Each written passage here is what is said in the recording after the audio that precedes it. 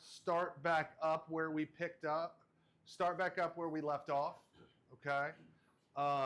So before we were talking about how to construct a weekly plan. And so does anybody have any questions regarding what we talked about from yesterday that you guys want to ask today that we didn't get to? في حد عنده سؤال يا جماعه على الحاجات اللي احنا اتناقشنا فيها امبارح؟ يعني احنا نهينا المحاضره بخطه تقيله شويه من خططه، يعني فحد مثلا صورها شافها يحب يسال فيها. الموبايلات يا جماعه بلاش نقفلها، استحسن انت تقفلها وتحطها سايلنت. في حد عنده سؤال يا جماعه؟ دي بتاعتي، خلي بالك دي بتاعتي. We good? Yeah. Okay. So okay. عدم السؤال ده بيقلقني ان انا خلي بالك حاجه من الاثنين، يا اما انت ما قريتش المجموعه كلها ما بتقراش، يا اما الكلام اللي احنا بنقوله انتوا مش فاهمينه، فهي حاجه مش كويسه عدم السؤال، يعني حاجه بتسوء ليكم مش لينا. يا جماعه اللي مش فاهم حاجه يقولها، مش عيب، ما تقولش لنفسه لو انا رفعت وسالت معنى كده مش فاهم خالص. كل يوم بنتعلم، كل يوم بنتعلم، فمش عيب ان انت تسال، بس الناس تقعد ساكته وما بتتكلمش خالص، دي حاجه مش ظريفه يعني. So we kind of went over some of the weekly plans, okay? Everything that I'm going to have today and yesterday, I've given to them all the PDFs. So you're going to be able to access those PDFs.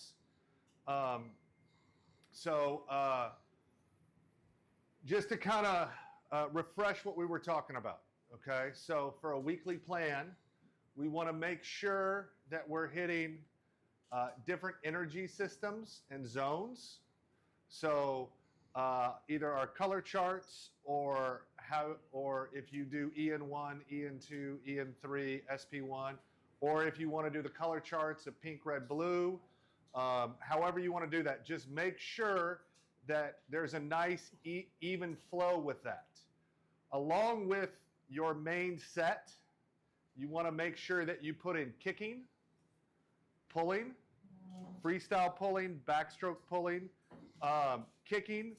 I feel like there's a lot of different ways you can kick. What I like to do is if I have 6 practices during a week, actually I like to have at least 40% of my practices for the week, not for that one specific practice, but for the week, either by time or by distance, that needs to be kick, especially for the 12 and unders. So that can be anything of kicking on your back, kicking with fins, kicking freestyle kick, kicking butterfly kick, doing drills where you're in the kicking position. So if you're in the 11 and 1 kicking position and you're working on a drill that's leg dominant, then you can do that. Underwater fly kicking or underwater dolphin kicking, okay? That all counts as kicking. Highly recommend that you guys have 40% of that for your 12 and unders and about 30% for your 13, 14s. I try for the 15 and overs, get 20 to 25% a week because it's very, very important. I highly recommend doing 2 to 3 underwater dolphin kicking sets, at least that a week, okay? Those can range from 5 minutes to 15 minutes. But kicking is very, very important.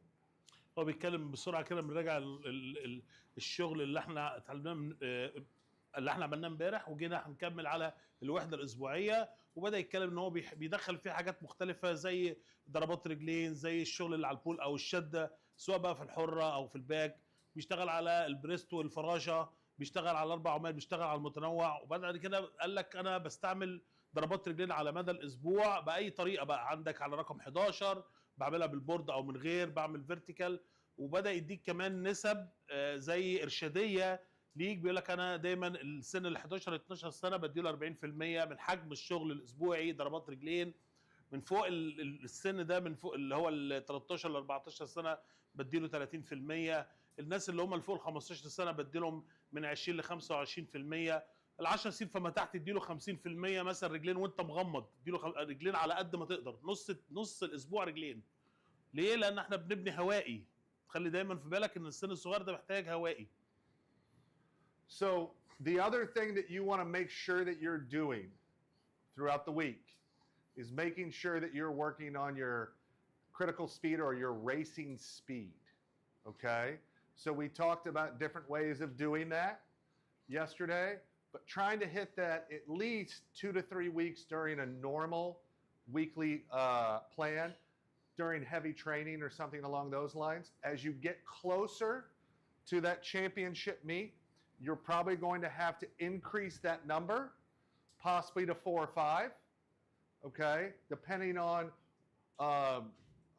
what you're trying to accomplish that day, okay? But I highly recommend as you get closer to the major competition, you're doing it a little bit more than early on in the season. But you have to be comfortable. The kids have to know how to do speed work, including some pacing work, so they know what it's like to dive. They know what it feels like to go the speed they're supposed to go in their race before they dive in for the meet. Okay? Very important. انا بيقول لك انا بالنسبه لوحدات التحمل السرعه بدي من 2 ل3 مع حاجه اسمها الكريتيكال سبيد. بعض الاحيان اللي هي بتبقى قريبه او شغله قريب قوي من الحد الاقصى استهلاك الاكسجين بديه من 2 ل3 في الاسبوع. ومرتين ل3 في الاسبوع ده منطقيا خالص، لان الحاجات دي عاليه الشده. فالحاجات اللي عاليه الشده دي احنا لازم بندي وراها وحدات ريكفري، عشان كده احنا بنخليها عددها صغير، لان لازم اراعي الفتره الراحه اللي بعديها. بدي بعد كده شغل سرعات. بيقول لك مهم جدا الاطفال يشتغلوا على موضوع السرعات خصوصا قبل البطوله، عشان يبتدي يحس بموضوع السرعه ويبتدي ينمي السرعه، عشان هو في السباحه هيعوم سريع. فلازم انا برضو زي ما انا بدي شغل هوائي اخد في اعتباري اللي انا بحط وحدات سرعه جوه التدريب. So when you're looking at your weekly workout plan, okay, I use the same plan every week. Okay? Monday we do this. Tuesday we do this. Wednesday we do this. Now, how we do what we do, all right, changes up, because I want the swimmers to have some excitement and not see, oh, we're doing the same set we did yesterday or last week. Okay? So if you want to do a blue set, I like to do blue sets on Wednesday. I like to do a red set on Tuesday and Thursday. And I like to do a pink set on Monday, and usually a pink set on Thursday, just so I can have a nice even plan. As we get more towards the championship meet, I'm going to take away one of those pink or red sets, because I'm going to replace it with some race pace training. But I like when the kids understand that they know exactly what's going to happen, or at least they have an idea of what we're going to do. So Saturdays, we do some racing, okay? Racing off the blocks, or we'll do a blue set, or I do like a rainbow set, which is a couple different energy systems layered in on that Saturday. Because for us, we take Sunday off, and so they have over 48 hours to recover, so I can make Saturday really, really hard, and then they have the whole weekend to recover. Okay? So my Saturday practice is interesting, fun, exciting, and usually doing something fast. فبيتكلم هنا على ايام الاسبوع، فبيقول لك انا ماشيها بالالوان. اللون البينك اللي هو كانت السباحه المتوسطه، بعد كده في عندي اللون الاحمر اللي هو كان اسف البينك اللي هو السباحه السهله، بعد كده السباحه المتوسطه اللون الاحمر، وبعد كده الازرق اللي هو كنا بنسميه الاندي الريس بيس. فبيقول لك انا كنت بشتغل مثلا الاثنين سباحه متوسطه او سهله، يوم الثلاث سباحه عاليه الشده، يوم الاربع بروح مدي جرعه في شغل اتجاه تحمل السرعه، وبرجع اعيد تاني نفس الكلام في بقيه الاسبوع. ده كده 6 وحدات تدريبيه خلال الاسبوع. لكن برضو الامر ما يعنيش انه يقول لك انا لما بقرب من البطولات ببتدي استبدل بعض الوحدات اللي هي متوسطه او سهله الشده بوحدات ريس بيس او وحدات سرعه علشان انا خلاص داخل على البطوله. So this is an example of a very basic weekly plan. Okay?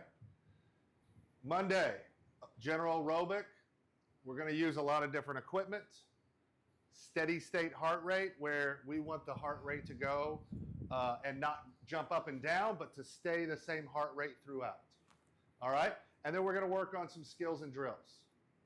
All right? That's in the morning, very general. Then in the afternoon, this person's going to come back and do some IM at EN1, EN2, so at that pink-red time frame, and intensity with all 4 strokes. So remember, breaststroke and butterfly are going to be more EN3. All right? And then they have a big kick set, a threshold day, and this is the day they're doing dry land. Okay? And as you can see, there's specific things that they want to accomplish on a regular basis, which is a little bit different than my setup, but it's still a plan. And then you can use this, and you can even share with the kids, here's what we're going to do. So they walk in and they're mentally prepared and ready to do what they need to do. Okay? انا بيتكلم على الشغل بتاع الاسبوع، جايب لك مثال مثلا يوم الاثنين الصبح احنا قلنا الاثنين بدايه الاسبوع، فبيشتغل شغل هوائي مع في دوات تدريب، وبيركز قوي على المهارات السباحه الاربع طرق من طرق السباحه، بيدي دريلات. بيجي بعد الظهر بيشتغل على الاندي 2 والاندي 3، شغل على المتنوع. برضه بيقول لك حط في بالك ان سباحه الصدر والفراشه بتبقى عايزه على طول مجموعات سريعه في شغل على الاندي 3 والريس بيس، فكل ده لازم انا بحط في الاعتباري وانا بحط الشكل بتاع الاسبوع. So, when you're talking about how to construct a workout, okay, we got to know what we're doing that day. Is today a steady state heart rate? Is it a kick day? Are we doing a blue set? Are we trying to do race pace? All right. What strokes are we trying to focus on? Sometimes you want to focus on their best stroke. Sometimes you want to do some IM. Sometimes you want to do a combination of both. All right. Then how long do you want your sets? This is the first thing that I think about. Okay, I want warm up to be 30 minutes. I want the main set to be 30 minutes. I want the kick set to be 20 minutes. I want to spend 15 minutes on drills. And then we're going to finish with 10 minutes of race pace. Something along those lines. Figure that out first. First and foremost, based on the amount of time that you have, break the workout out. Now, one of the things that I do a bad job with is I forget about planning my breaks. Okay? So, unless you're going to just go, okay, here's the set, boom, go, you have to plan in some breaks. If you're going to explain things that day, if you're going to show them a drill, take the time and put extra time within those, between the sets, or just know that when you're writing a set for 30 minutes, you may take 15 minutes where you're explaining things or teaching. So make sure you add those in. هو بيكلمك بيقول لك ازاي انا بحط الشغل بتاعي بقى، التدريبه بتاعت النهارده بحطها ازاي. اول حاجه لازم ايه الغرض من التدريب؟ ايه الاتجاه بتاع التدريب؟ هل النهارده حد يتحمل سرعه، حد شغل هوائي، حد بيكسات؟ ايه الغرض النهارده؟ طيب عرفنا ايه الغرض من التدريب، بعد كده بعمل ايه؟ ببتدي اشوف الوقت بتاع كل جمله تدريبيه انا هعملها التكرار. ده بقى من الورم اب او الاحماء، بياخد مثلا هياخد 10 دقائق او ربع ساعه. مجموعه مثلا هعمل بريسيت مثلا دريلات او بول او هتاخد مثلا 10 دقائق. وبعدين المين سيت مثلا الاولاني لو كنت بشغل انت على اكتر من مين سيت او هتعمل مين سيت واحد، فهياخد قد ايه يا جماعه؟ هياخد مثلا 25 دقيقه. تبتدي تجمع لازم في الاخر تقفل ايه؟ تقفل على المده بتاعه الوحده التدريبيه اللي الاكاديميه بتاعتك مأجره لك الحمام فيها، مظبوط كده؟ مش ده اللي بيحصل؟ يبقى هي لازم تقفل في الكلام ده. طيب هو بيقول لك انا كان عندي مشكله ان انا بنسى اوقات البريك. ايه اوقات البريك؟ ساعات انت في بعض الاحيان السباحين مش عايبين كويس، او بتعلم مهاره جديده ولسه السباحين ما عملوهاش، او في تريكايه معينه في التدريب هم مش فاهمينها، فبالتالي بتروح واقف ممكن دقيقتين لغايه 5 دقائق تبتدي تشرح، او تفرجهم على صور زي ما كنا بنتكلم في ليفل 2، او يتفرجوا على مثلا لو عندك عيل صغير قريب من عمرهم يبتدي يشوفوه. فالكلام ده بياخد وقت، فبيقول لك انا ما كنتش بحسب الوقت ده. طب ايه لما ما بحسبش الوقت ده اللي هيحصل؟ هتاخد من الوقت بتاع حاجه ايه؟ حاجه تحت في التدريب، فتلاقي نفسك جت عليك الساعه 5:30 المفروض تخلي الحمام وتقول ده انا لسه قدامي 2 ست ما عملتهمش. مفهومه الحته دي يا جماعه؟ عشان كده لو انت بتحط في الشغل بتاعك اعمل كده فواصل من دقيقتين ل5 دقائق لاي حاجه مفاجاه ممكن تحصل او شرح انت عايز تعمله. The last thing that you want to think about is the intensity of each set. Okay? You can't just have a swimmer, if you're going to practice for an hour and a half or 2 hours, everything cannot be intense. Okay? You're going to have to balance. If you do a really hard kick set, know there may be some time for recovery after that. I like to use those recovery times as teaching, because I feel like if we can teach when the swimmer's tired, that's a lot more race applicable than if they're totally fresh and ready to go. Everybody can do a really good first 25 of a 200 or a 400. The last quarter of the race, that's the really hard part. So I want to train some of that technique when they're tired. هو هنا بيتكلم بيقول لك التدريب مثلا لو ساعتين، فبيقول لك خلي بالك التمرين الشده بتاعتها لازم تكون فيها تباين عشان السباح معاك يكمل التمرين. التمرين مش ساعتين كلهم ولا ساعه ونص كلهم شدات عاليه، لا احنا عاوزين يبقى فيه حته في النص كده او قطعتين في النص لازم يبقى فيهم دريلات او وسائل استشفاء علشان السباح يقدر يكمل معاك بقيه التمرين. So, if you guys remember back in Asca level 1, we talked about you need to coach. And having a workout is easy. You can get a workout online. You can make your own workout. And this can be the best workout in the world, but if the kids don't understand what you're trying to do and they don't buy into what you're doing, you have to sell that to them. And you have to show them what you're trying to do, and you have to set the stage for the workout. So if you're going to start at 5 p.m. sharp, start at 5 p.m. sharp. If you're going to say do this, do whatever you need to do.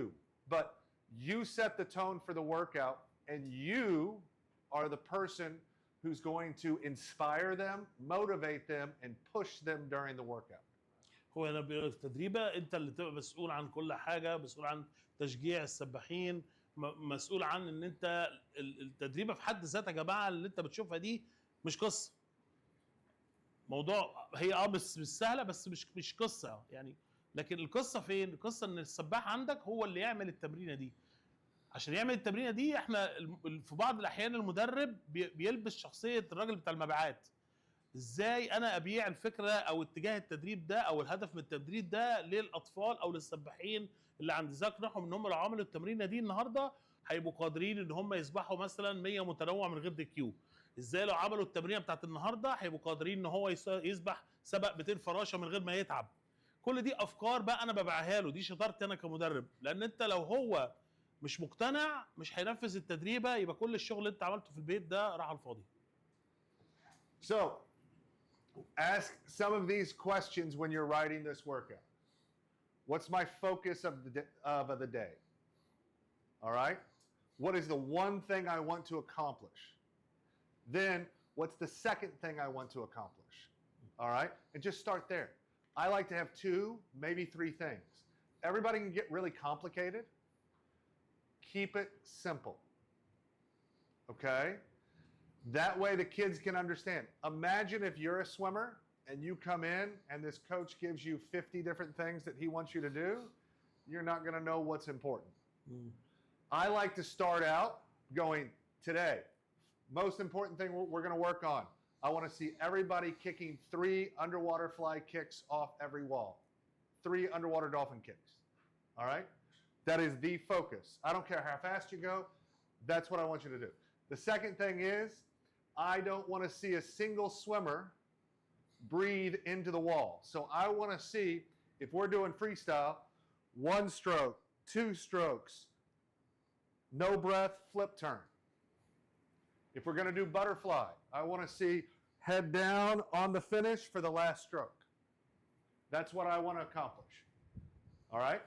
That's something that I like to tell the swimmers, and then I will remind them after each set, remember, this is the focus. This is what I want you to accomplish today. هو هنا بيتكلم بيقول لك لازم طبعا بيبقى في اهداف اوليه واهداف ثانويه جوه الوحده التدريبيه نفسها. اهداف اوليه مثلا النهارده، والكلام ده بيبقى كاتبه في الاجنده بتاعتي. الهدف النهارده السباحين كلهم نهايه الوحده التدريبيه كل الفرقه بتزق الحيطه بتعمل 3 وسط دولفين. ده الاول هدف. طيب تاني هدف ان انا باجي مثلا عند الحيطه السباح ما بيقفش، تلاقي السباحين مثلا بيروحوا عايمين الصغيرين ويروحوا سايبين جسمهم كده بالمنظر ده، ما يجيش مع اخر ضربه عامل التيرن او الشقلباز. فانا النهارده ده هدف تاني، ان انا السباح بيدخل على الحيطه ما بيقفش. فالاهداف دي انت بكتبها في الاجنده بتاعتك، وبعد كده بتحط بقى الوحدات دي اللي هي تخدم على الاهداف دي.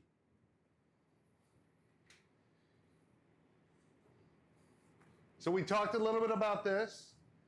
Time, distance, how many times we're repeating things. Sometimes I like to look at other people's workouts or some of my past workouts just to get a pattern. Ooh, I want to go 4, 3, 2, 1. Now let's think of the distance I want to go. 4 100s, 3 50s, 2 25s, something along those lines. And then I want to repeat that. That's each round is going to take 10 minutes. I want to do this 3 times. Okay? But I already know what I want to accomplish. Then I'm trying to get that message to them in a cool, different way on a regular basis. هو هنا بيحاول يقول لك في التدريبات نفسها بيبقى في حته، اولا لازم يبقى في تبقى العمليه بسيطه، ما تبقاش لما تيجي تكتب تدريبه لاول مره الناس لسه بتكتب في اول مره، ما تحاولش تعقد عن نفسك الموضوع.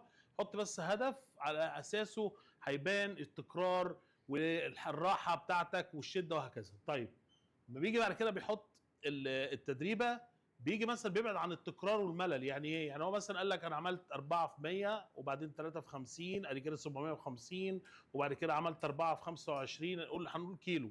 طيب انا ممكن سهل قوي واحد يقول لهم يلا يا اولاد هنعمل كيلو، وممكن بدل ما هم يسمعوا كلمه الكيلو دي والعيال تتخانق وتبقى مش مبسوطين، اقسم الكيلو ده يبقى اعمل 4 في 100 مثلا واعملها على عومه او اعملها على الحره، وبعدين 3 في 50 مثلا على العومه الثانيه بتاعتهم، 4 في 25 تاني على الحره. يبقى انت النهارده بتلعبهم هم هيعملوا نفس الكيلو، هو نفس الاتجاه الهوائي اللي انت عايزه، بس انت عملت لهم ايه؟ شكلت لهم في الكيلو ذات نفسه علشان تبعد عنهم الملل والرتابه. هي دي بقى شطاره المدرب، اللي انت عايز توصل لاتجاهك بس انت بتبتدي تنوع في الشغل بتاعك. So when creating swim sets, we can have a simple or straight set where we're just doing 1 stroke, 1 energy system. We're going to do the same repeat of the same distance. So 8 100s, 25 75s, something along those lines. Easy to write, easy to understand, and easy for focus. You want this to start out early in the season. Okay? So the swimmers get used to what you're doing. And the younger they are, you want to keep it as simple as possible. So here's an example. 18 100s backstroke, descend 1 to 3 on 130. Very simple. We're going to do that 6 times. Okay? Compared to a complex set. All right? This is usually possibly using different energy systems or layering a couple different things on to 1 set that you're going to do multiple times. Okay? Sometimes it's different strokes. Sometimes you're changing speeds. Okay? Sometimes you're working on different things. Here's an example. We're going to go 10 rounds of a 300 at EN2 with 15 seconds rest, and then 2 50s at race pace on a minute. Okay? Each round is going to take 8 minutes. So you've factored in your rest. All right? And they see a pattern going through, and you keep doing that. Usually what happens when you do a set like this, round 1 may look pretty bad, round 2 may look pretty bad, and then they start getting better and better because they know exactly what's coming and they know how to do it. And you're not explaining to the kids what's going on. You're going, you need a dolphin kick off the wall. Keep your streamline good. That's a really good kick coming in. You can then coach the kids and not tell them exactly what you're trying to do. هنا طبعا انواع الجرعات التدريبيه او شكل التدريبه ايه. عندنا التدريبه ذات الاتجاه الواحد مش بيسموها كده، وتمرينه اللي فيها اكتر من المركبه او اللي فيها الاكتر من اتجاه تدريبي. الاتجاه الواحد هو بيقول لك انا بحب دايما اعملها في اول الموسم او مع الاطفال الصغيرين، العمليه مش معقده، انا بس عايز زي ما بدي مثال كده، عايز اعمل 18% باك براحتها على دقيقه 30 وماشيه التنازلي، يعني كل واحده بتعمل مثلا واحده 75% سرعه، واحده 85% او 90% سرعه، واحده 100% سرعه، ويبتدي تكررهم طول ما انت ماشي لغايه ما تخلص 18%.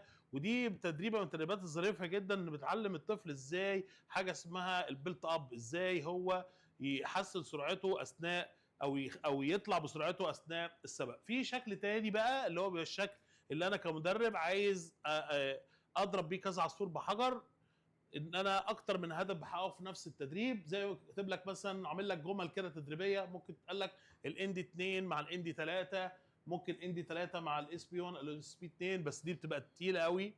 وكمان عندنا الاندي 2 مع الاس بي 1 والاس بي 2 على اساس ان انت بتحط اندي 2 هنا ان هو يعمل وحدات استشفاء ما بين الجمل التدريبيه اللي فيها شغل تحمل سرعه. وكاتب لك هنا عامل لك هنا امثله، عامل لك مثلا 10 مجاميع عباره عن 300 حره بيمشي فيها على اندي 2، وبعد كده بيعمل 15 ثانيه راحه، وبعد كده 2 في 50 ريس بيس وعلى دقيقه. والكلام المجموعه دي كلها بعملها على 8 دقائق وبعد كده بكررها ورا بعض. فهي دي الفكره بكل بساطه على التدريبه ذات اتجاه واحد او التدريبه المركبه اللي فيها اكتر من اتجاه.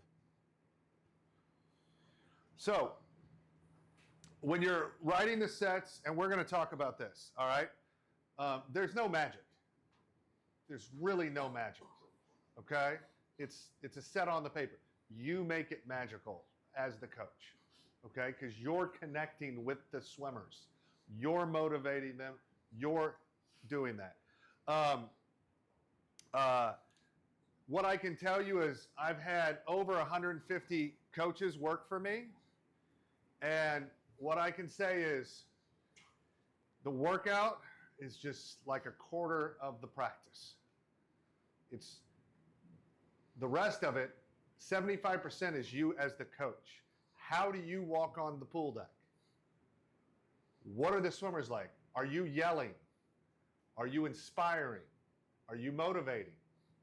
What are you having to do? You're going to have to wear different hats and do different things based on the day and the swimmer. So make sure that you understand this is just one of your tools in your tool belt. هو دايما بيقول لك يعني التنويع، كل كلامه على التنويع، لان اولا التدريبه ذات نفسها ما فيهاش سحر، انت بناء على الهدف اللي عندك بتحط التدريبه.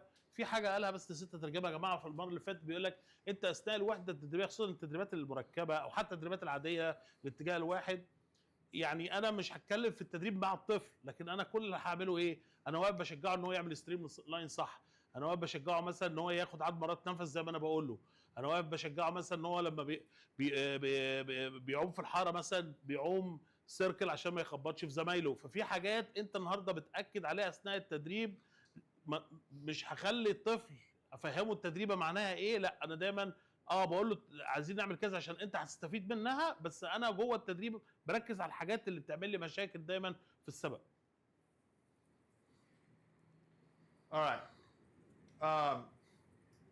So we just talked about that. So here's an example of a set. Okay, this is what Katie Ledecky did. Okay,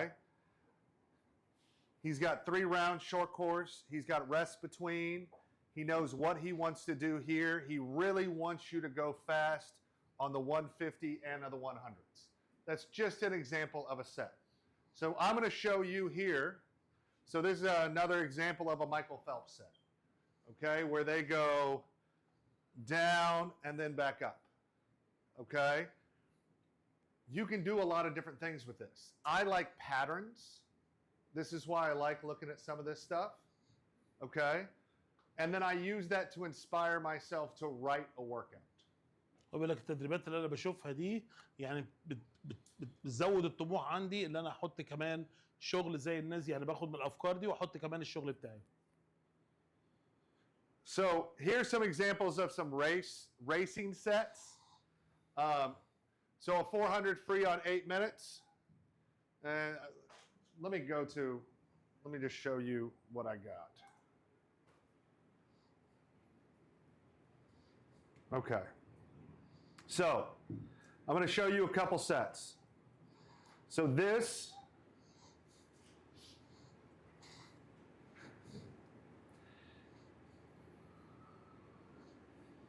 all right. So here احنا بنتفرج على الشغل اللي هو بيحطه يا جماعه بتاع الاسبوع، الوحده التدريبيه شكلها عامل ازاي اللي هو بيعملها. ده شغله بقى اللي هو العالم الواقعي اللي احنا عايشين فيه. This was the 5th practice of the season. Okay. We had 15 minutes that we were going to do fitness, dry land training, or warming up outside of the pool. Okay? So we did all this. I'll explain this stuff later, so don't worry about it right now. 15 minutes? About 15 minutes. 15 دقيقة يا جماعة، شوية شغل أرضي كده، إعداد لو داخل في الورم أب قبل ما ينزل المية، وجايب لك إيه الحاجات اللي بيشتغلها في الأرضي. I wanted age 13 years old, yes? 11, 12. 11 و 12 سنة التمرين ده. This is 11, 12. So I wanted them to be done with this. So I had 1 hour and 45 minutes to do the rest of what I'm about to show you. Okay? كان عندنا التدريبة لمدة ساعة 45 دقيقة، يبقى هو ساعتين، ربع ساعة خد أرضي، وساعة 45 هيشتغل بقى الشغل اللي عامله في المية. So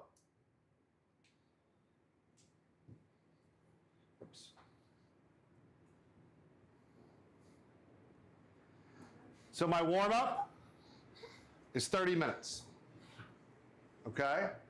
I wanted to make sure that they had some freestyle in there, and we got to change all different types of stroke. We were going to do a lot of drilling and a lot of kicking. We were going to drill all different strokes. So I wanted to make sure that we had some freestyle swimming and freestyle kicking. I wanted to make sure there was some kicking with some different strokes. So I am order kicking. All right. And then I wanted to do some underwater fly kick. All right. Just so they could work on that. So we did 4 100s on 150, 50 free, 50 kick. Kick with a board. Just easy 8 25s. Number 1 was swim, number 2 was kick. All right. Then we're going to go 4 25s. They're going to kick halfway underwater. And then they're going to come up and streamline kick on their back, butterfly kick. All right. And we're going to do that 2 rounds, and there's no break between. I went a little slow because this is like the 5th day, and I went, okay, let's talk about what we're doing. And this took actually 35 minutes. All right? So then I got them out, and I wanted to explain to them, here's what we're going to do. We're going to go 4 25s, straight arm freestyle with a pause. Remember we talked about that, level 2, straight arm freestyle? Okay? Then we're going to go 2 75s, 50 straight arm, 50 straight arm, 25 free. So they're going to be doing, so we're starting out just doing the drill. Then we're going to do the drill with some freestyle. And then I want them to do 100 where they count their strokes every 25. And I want to do it 2 rounds. because I want them to count their strokes. All right? But I know after the first round, half the kids aren't going to do it. So what I do is, when the first few people finish onto the wall, I go, how many strokes? How many strokes? And I tell them before, I want the average strokes for all 4, 25s. All right? So I call them cookie cutters. I just want, so 14, 14, 14, 14. I don't want to see 12, 13, 13, 14. So try to do the same strokes. So the first round, I go around, and these 2 people didn't count. So I go, okay, come on. Let's try to do this again. And so we go back, we do the same thing, and everybody counted that time. So now, at the beginning of the season, they have their stroke count, and they know what they're trying to do. Okay? هو هنا عمل مجموعه الاحماء، وزي ما انت شايف الاحماء دخل فيها الحره، دخل فيها المتنوع، ودخل فيها ضربات رجلين. هو زي بيعمل مراجعه للاربع طرق من طرق السباحه جوه الاحماء. بعد كده راح عامل مجموعه عباره عن 4 في 25 على الدريل اللي كان بيعمله واحنا في ليفل 2. بعد كده بعمل 4 في 75، بدا يدخل الحره، بدل بيعمل 50 على الدريل 25 على الحره. بعد كده بيعمل 100 حره مطلوب فيها اللي انا الطفل لازم يعد كل ده. احنا دي 5 تدريبه الموسم ده يا جماعه، التدريبه ده دي ال5. فبيقول لك انا مطلوب مني في اول الموسم يبقى الطفل بيجيد حته عد الدراعات، وعمل المجموعه دي مرتين. ليه؟ علشان بيقول لك اول مجموعه ممكن يكون مجموعه من السباحين واعي منها العد، فبعمل مجموعه ثانيه عشان ياكد عليهم موضوع العد. I will share this PDF with you. I thought I shared this one.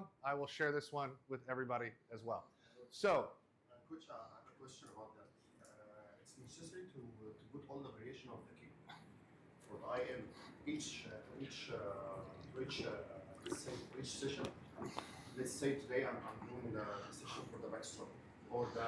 I don't think you need to do. I don't think you need to do all variations. Like so.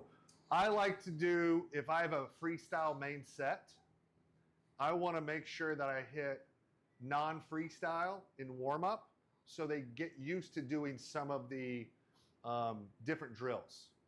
But I definitely want to warm up some freestyle, okay? So if it's a freestyle main set, I want to do a little bit of warm-up with freestyle, but then I also want to do some stuff because I'm not going to get to a lot of other strokes, so I'm going to work on it in a warm-up.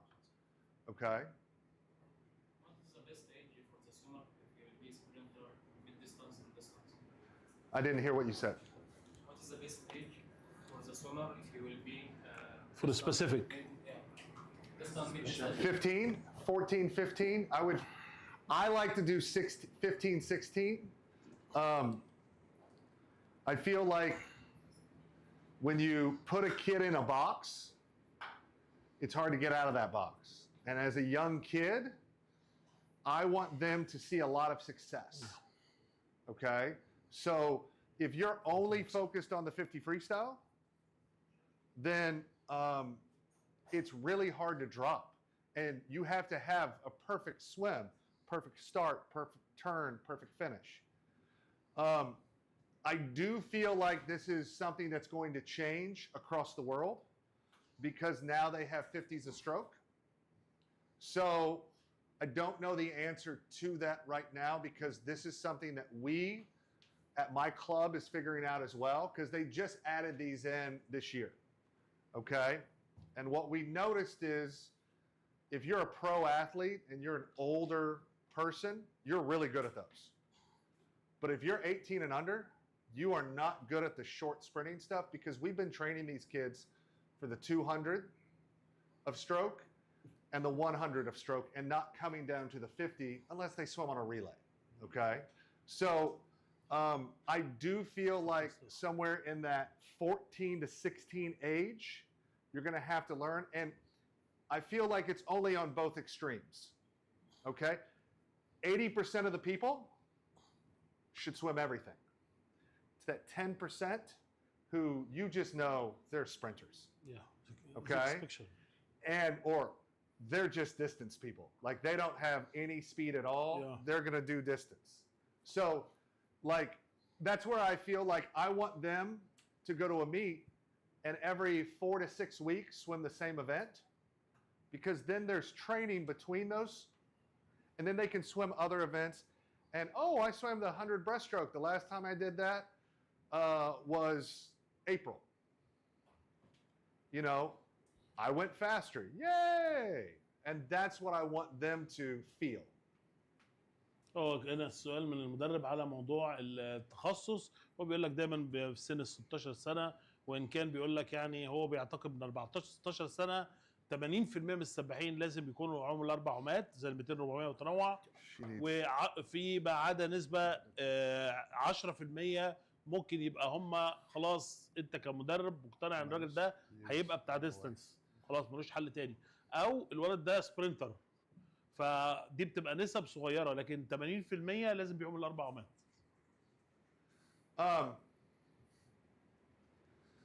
Let's see. One of the questions was, what was the most used abbreviations in swim sets? I think everybody has their own abbreviations. The big thing is you're going to have to communicate that with your swimmers. One of my coaches, he had all different abbreviations. So he had L was butterfly, F was freestyle, B was backstroke. Like he had all different types of stuff, and I had to have a translator come in and show me what he was doing.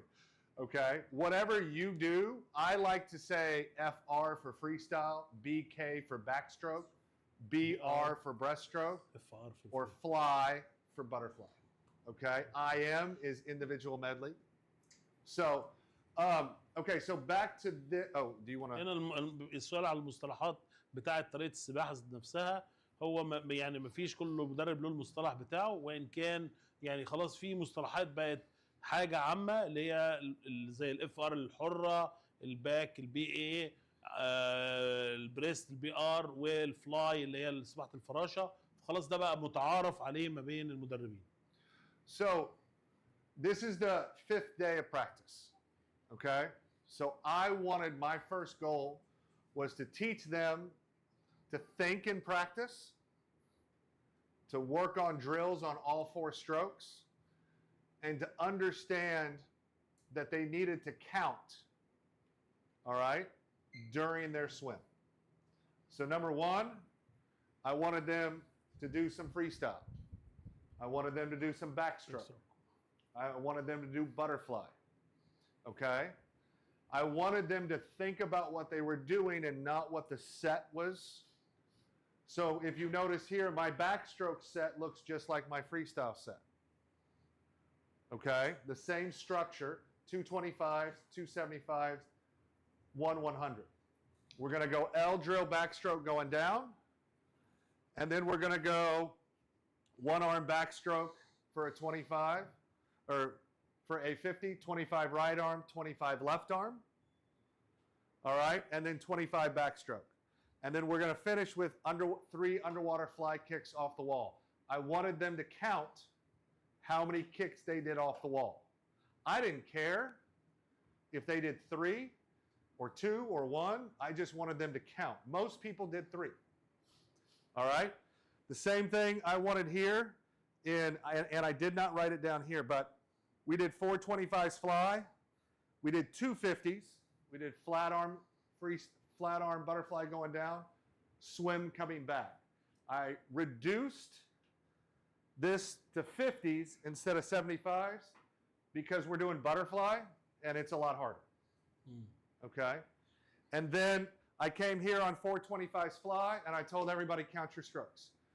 After you do the first 25, try to match that on every 25 after that. So all these look very, very similar. Okay? I mean, this is 4 25s, this is 100. They all add up to the same. Okay? So that's what I was trying to accomplish in this set. And then the last thing I wanted to do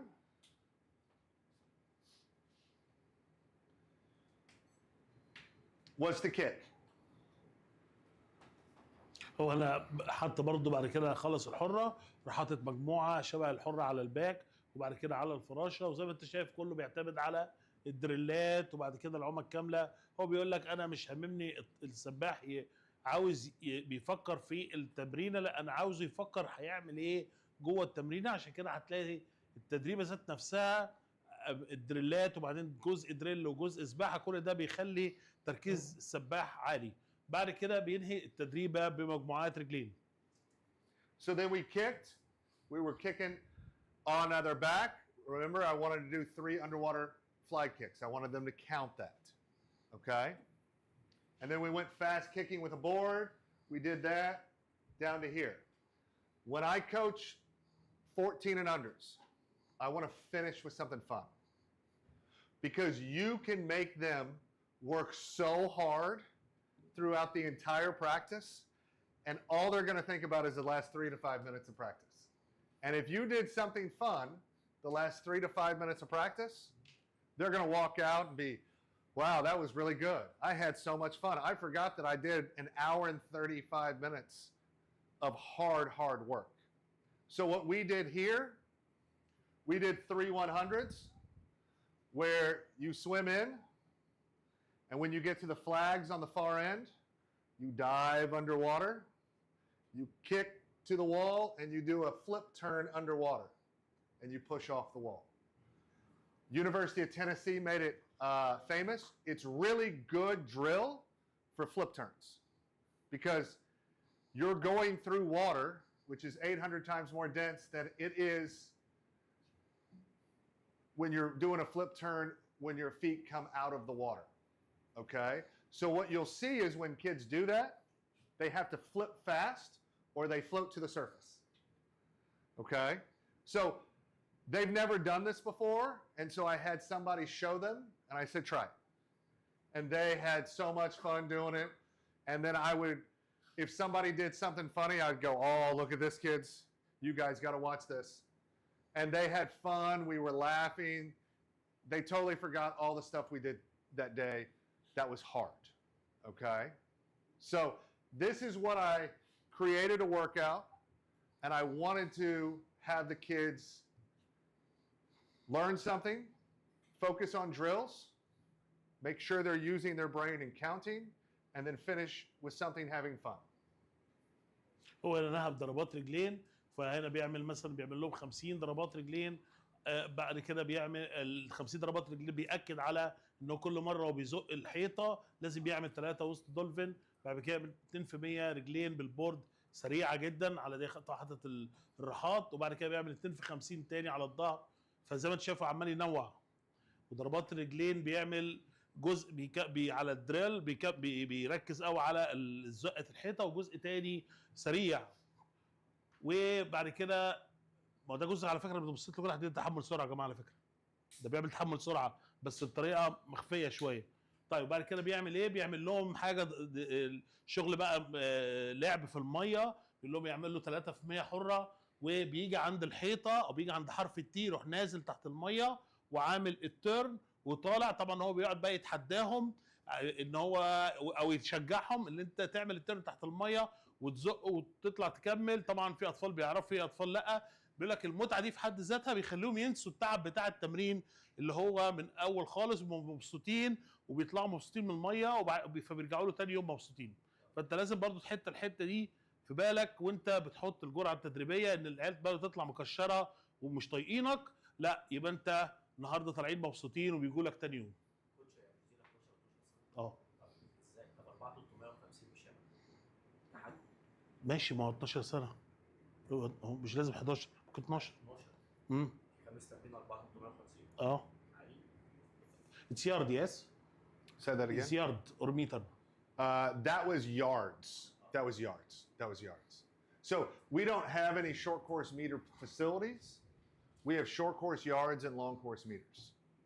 Okay? That's just how they build the pools, and it's easy to get kids through there. So these are all yards, so please understand that. 11 and 12 training together? Yes, this is 11, 12. Okay. Okay, so here's another example. 11 و 12 سنة بيتمرنوا نفس التمرينة دي مع بعض يا جماعة. So this is another example of an 11-12 workout. Okay? So 300 free, and then the last 25, you're going to scull of each 100. Okay?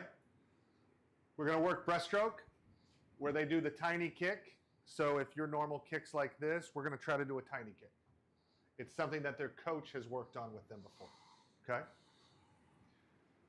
Breaststroke pull, breaststroke kick. Then they're going to work some breaststroke drilling into this again. Then they're going to take their paddles off and they're going to go some fast stuff. This is what I talked about yesterday with the creatine phosphate, where we did really fast 5 to 8 second swims.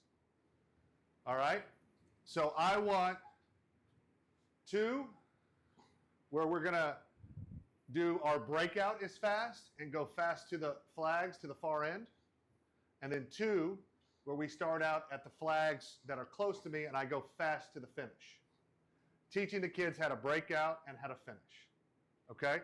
So you can see in warm-up, I wanted to make sure that I hit breaststroke was the focus of what I wanted to do today. That was one of the focuses. All right?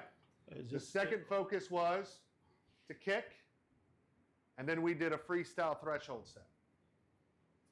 For this one, which age? The same age, 11, 12? Same age, 11, 12. Okay, for paddles, you advise us to let them wear paddles in this age or no? They're small Because- paddles. They're hand paddles. They're fingertip paddles. Finger paddles. Yeah, they're finger paddles. They're not giant انا paddles. قلت برضه السؤال These يا are جماعه finger عشان الناس ما paddles. تقعدش Sorry. متحيره. البادلز هو انا بيتكلم على الفينجر بادلز. Huh? عارفين يا جماعه الفينجر بادلز بيبقى كده بالظبط هنا لغايه هنا. It's just the really small. مش بيلبسوا بدل يعني ما بلاقيش واحد اخد التمرينه دي وتعالى انت لبسه بادلز اللي هي قد الداهيه كده فانا لا مش دي هو مش قصده دي هو عايز دي بس يعني بينمي بس حته الاحساس بالميه اثناء الشد يا جماعه هي دي الفكره بكل بساطه مش بيدي لود على السباح عشان بس الدماغ ما تلفش مفهوم الحته دي عشان ما هو شغال راجل بادئ ببول وبادئ بيعمل سكال وبيعمل كل ده بينمي الاحساس بتاع الميه خلاص كده وبعد كده راح مدي برضو ضربات رجلين وبدا يلعب في السرعات زي ما انت شايف وبعد كده دقيقه راحه وبعد كده 400 رجلين سريعه بالبورد بعد كده دخل على المنست ده شكل من اشكال برضو التدريب او التركيبات اللي هو بيعملها. So I want the small paddles because when they scull, they're small kids. I don't want big paddles because then it looks bad. It's fingertip paddles, so I apologize for not saying that. But this was, you can see, look how much kick we're doing. We got 1,000 yards of kicking, all right? Warm up is about 1,000 yards, okay? And then our main set is 1,200, okay? I'm pretty sure. Let me just go. بيقول لك بص قد ايه انا بدي حجم ضربات رجلين ضربات رجلين طبعا جميله الاعمار دي لان بتنمي هوائي وكمان بتقوي عضلات الكور بتاعه الجسم. So you can see here, as an 11, 12-year-old, they're only doing 1,200 yards. When I have a 15, 18, I'm probably going to go 2,500. Okay? But it's got to be really good. So we're going to do freestyle pull. I want to make sure they're not going to pull with paddles, but they're going to pull with a pull buoy, all right, and swim with their hands, okay? And I want them to breathe every 3. That means, okay, breathe every 3 and distance per stroke. Count your strokes and try to make every single one the same. So when we put DPS up there, you saw that the week before we went over counting. Then we tell the kids, DPS means count your strokes. Instead of writing count your strokes, we put DPS. Okay? And then we did 3 100s free, as fast as you can go, on 150. So you can see that when I do, this is a kind of a threshold set because when you're swimming on a faster interval here and trying to hold your breath, your heart rate's going to go up, and then we're going to go fast. And then we're going to repeat that with no break between. All right? So the heart rate's going to go up and then come down and then go up and then come down, if that makes sense. All right? فهنا عامل المين سيت عاملها زي كيلو 1200 ياردة، وهنا بيقول لك انا عاملها عباره عن 3% بالبادلز، وبكتب كلمه دي بي اس، وبقول الاطفال دي بي اس معناها تعد دراعاتك، بدل ما اكتب ستروك كاونت لا بكتب كأن عد دراعاتك، والنفس بيبقى كل 3، فبيبتدي طبعا بيبتدي يرفع من معدلات ضربات القلب. بعد كده بيعمل 3% حره سريعه على دقيقه 50، فبيقول لك انا برفع النبض وانزل تاني، بعد ارفع النبض وانزل تاني، فكانه بيعمل ايه يا جماعه؟ تدريب ايه؟ زي التدريب الفرترك. So this set was done on September 11th, and then we did this set. September 11th yesterday. They did it yesterday. Okay. Then they did this set. All right. On the 9th, so 2 days before. Okay. So, if you notice, does any of this look, well, this one's probably more complicated than the other ones. Okay. But the ones before that, it's not that complicated. All right. The workout is just a piece of what you're trying to do. Okay. You have to coach the kids in the water to the best of their abilities. And I cannot stress that enough, because otherwise they would have robots do this for you. I know there's been a number of coaches who've tried to do the Zoom coaching where, hey, I'll give you a workout. You just do it on your own. All right. I'm going to coach you from the US while you do something here in Dubai. I mean, is that really going to work? It hasn't worked yet. So just understand, none of these sets are groundbreaking, but we have a plan. The coaches have a plan. انا جايب لك طبعا تدريبه، وبيقول لك انت ممكن تكون بالنسبه لك معقده شويه، لكن بيقول لك اول تمرينه مثلا كانت تمرينه بسيطه، فبيقول لك كتابه الجرعه التدريبيه انت اللي هتتحكم فيها، انت اللي بتحط الشغل بناء على ايه؟ بناء على احتياجات السباحين او الحاجه اللي انت حاسس عايز تطورها عند السباح. الموضوع مش معقد، الموضوع انت السباحين بتوعك دول لازم تحدد لهم الاتجاه بتاعهم، وبتبقى عارف ايه النقط ضعفهم اللي عايز تلهيها. So this set, today the focus was IM. I wanted to work on breaststroke pullouts. All right. And then I wanted to do some fast. I want to do some pulling and then do some faster things. All right. And I'll kind of go through what we're trying to do. So here you can see the odds are free back free. The evens are free breast free. All right. And we're trying to do double pullouts on 4, 5, and 6. All right. Or sorry. Our underwater dolphin kicks on the freestyles will be 4 kicks on round 1 and 2, or numbers 1 and 2. On numbers 2 and 3, we're going to go 5 dolphin kicks. On numbers 5 and 6, we're going to go 6 dolphin kicks. So it's progressive. It's getting more and more.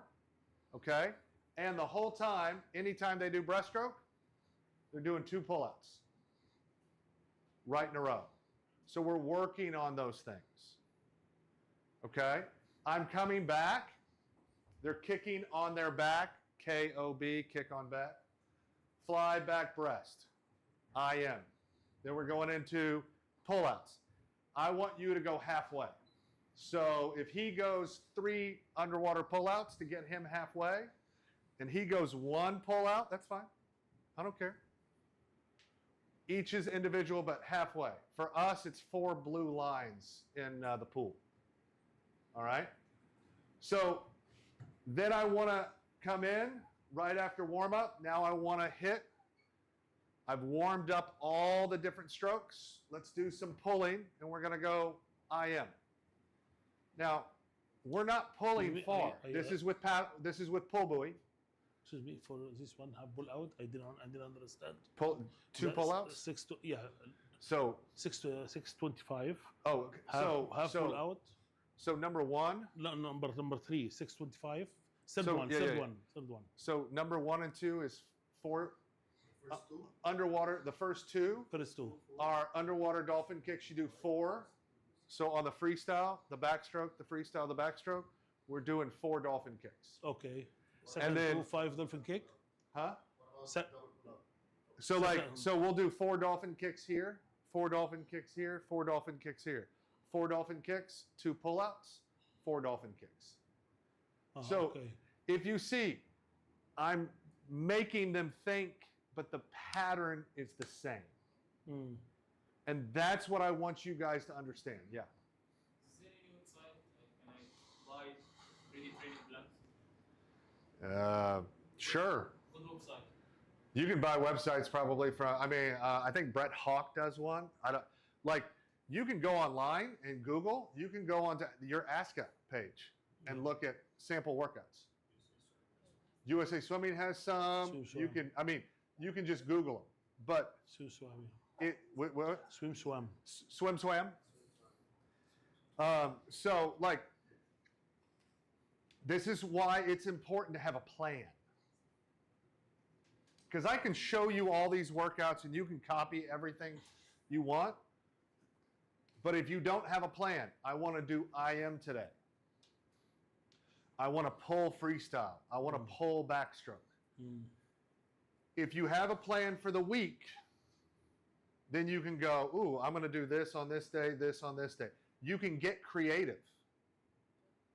All right? But you have to start out with a plan. All right? So I like to make sure that in warm up sets up the rest of the workout. I want to warm up my entire body. So I may do some kicking, some pulling, some swimming, some sculling. Nothing's going to be that fast early on, and we're progressively going to get faster in the warm-up. Okay? Because I want the swimmers to understand what it's like to warm their body up before a swim meet. Because that's really what we're trying to do. We're not just trying to warm them up to train them. We're trying to warm them up just like we would at a swim meet. Okay? Then in the workout, I want to hit specific things. So we talked about red, blue, heart rate stuff that we're doing. But it's not a whole lot. Okay?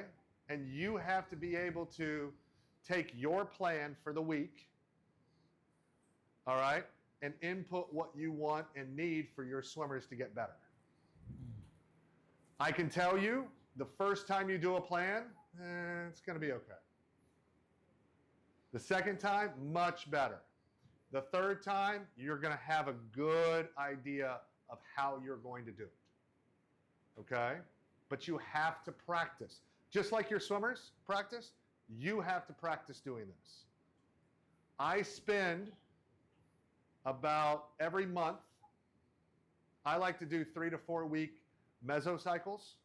So I spend 2 hours a month going, here's what I'm going to do on this day or this week. Here's what I'm going to do this week. And I set up my 4 weeks. And then I have an idea of what I'm going to do each day. That can change. Okay? But then I now have a plan. And then I take 30 minutes before my practice or 30 minutes to write my workout based on what my plan is. So now I come in with a practice with my swimmer. And I'm not just going, okay, today we're going to go this. The kids can see through that. Yeah. I mean, if I showed up here and didn't know what a slide was going to be on, I think you guys would have figured it out. You know what I mean? Like, so just if you have a plan. But the best part about having a plan is you can throw that plan out the window and go, you guys look terrible today, or this was a terrible workout that I wrote. Yeah. We're going to do something different. Yeah. And that's what coaching is. That's what coaching is. هو بيتكلم على الشغل اللي بيحطه زي ما انت شايف كده. في الاول بيحاول يلعب في الشغل، بيدخل بول مع ضربات رجلين مع ضربات رجلين اللي تحت الميه. ليه الكلام ده بيعمله؟ علشان يخلي العيال تركز اكتر في الشغل. هو بيقول لك انا دايما بحب يعني اقعد كده مع نفسي كده ساعتين في الشهر، وابتدي اشوف الشكل الخطه او الشكل الدورات الصغرى او الميوز سايكل اللي انا بعمله، الاهداف بتاعتها ماشيه ازاي. فباجي كده ابص اقول والله انا هنمي هنا مثلا حاجه معينه، هنمي هنا حاجه معينه، وابتدي احط من الشكل ده هو بقى اللي يترجم لي شكل الورك اوت او شكل الوحدات التدريبيه اللي انا زي ما انت شايف عاملها. دي جايه من الدورات المتوسطه اللي هو كان حاططها، اللي بناء على الخطه الكبيره قوي اللي احنا كنا بنتكلم عليها امبارح. فهو مش بيخترع، لكن هو بيحط الحاجه اللي هي طبعا مع الخبره برضه يا جماعه. يعني هو متاكد يعني 20 سنه ما كانش كده، فالخبره برضه بتلعب دور. خلاص بقيت انت فاهم بس ابتدي بس يا جماعه. يعني هي الفكره في كلها زي ما بقول لك كده في الخطه، اللي انت تبتدي تحط خطه واسال وشوف واحد زي مرشد، يعني اللي هو ايه اللي يقول لك مثلا انت ماشي صح وانت تفهمه، يقول لك لا والله طب اعدل دي، طب انت مثلا هتنهي هنا ازاي كده مثلا وتخلي العيال تطلع تلبس، لا حط لهم كذا. فحته الارشاد دي بتبقى مهمه جدا. واخدين بالكم؟ يعني انت مش هتكتب خطه كده وتروح خدها لا، يعني حاول برضه. يقول لك لخب من استشار، استشير الناس مش عيب، هم بيستشيروا بعض في امريكا، المدربين بيستشيروا بعض، فانت برضه استشير. المهم تكتب خطه، مهم تكتب بايدك وتمسح وتكتب وتمسح لغايه ما تبتدي بقى مره مع الثانيه سنه ورا سنه تلاقي نفسك وصلت للمستوى ده. فلعبه عمليه مش معقده، المهم بس يكون في خطه انت شغال منها. So remember this slide? We talked about simple sets and complex sets. All right? I have a question about the risk skills. The what? About risk skills. Yeah, drill skills, yeah. For how many time I can train the risk skills per week? And which specific time in the session itself? So before the meeting. Hey, that's a really good question. Okay, so when should we do the race pace? When should we do the speed work? And that's up to you. Okay, there's certain times of the season, especially when I'm coming into the championship meet, that I want my swimmers to be fresh, to know what it feels like to swim that fast race pace, okay?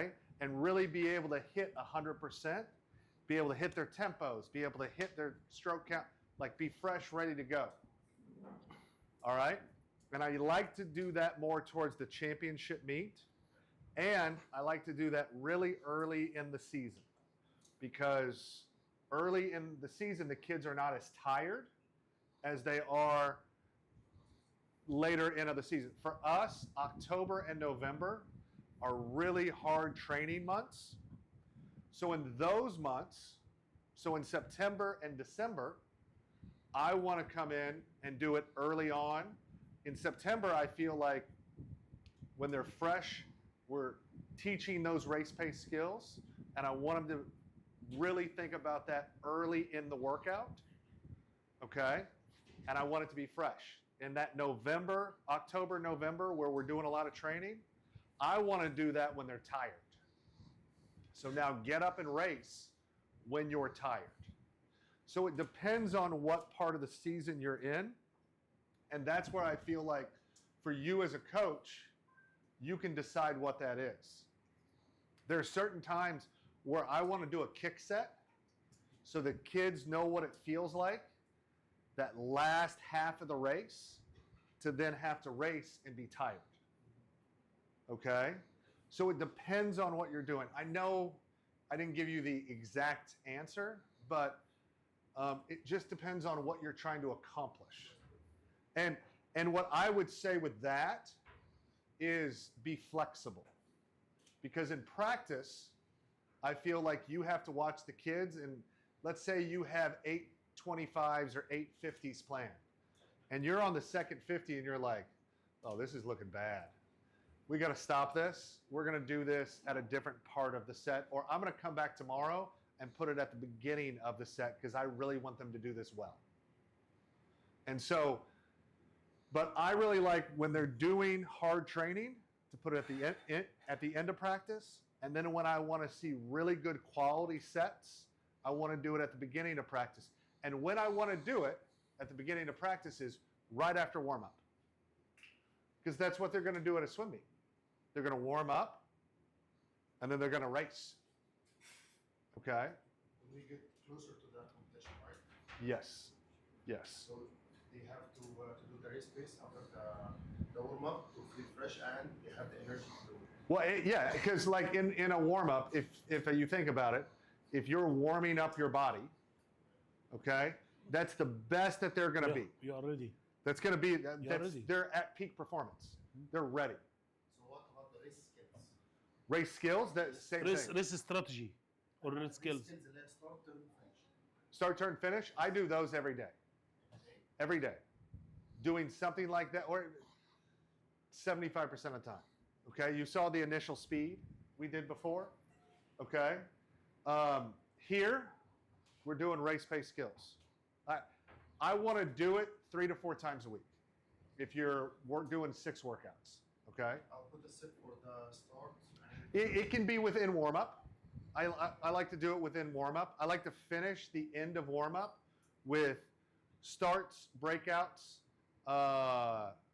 finishes, fast stuff.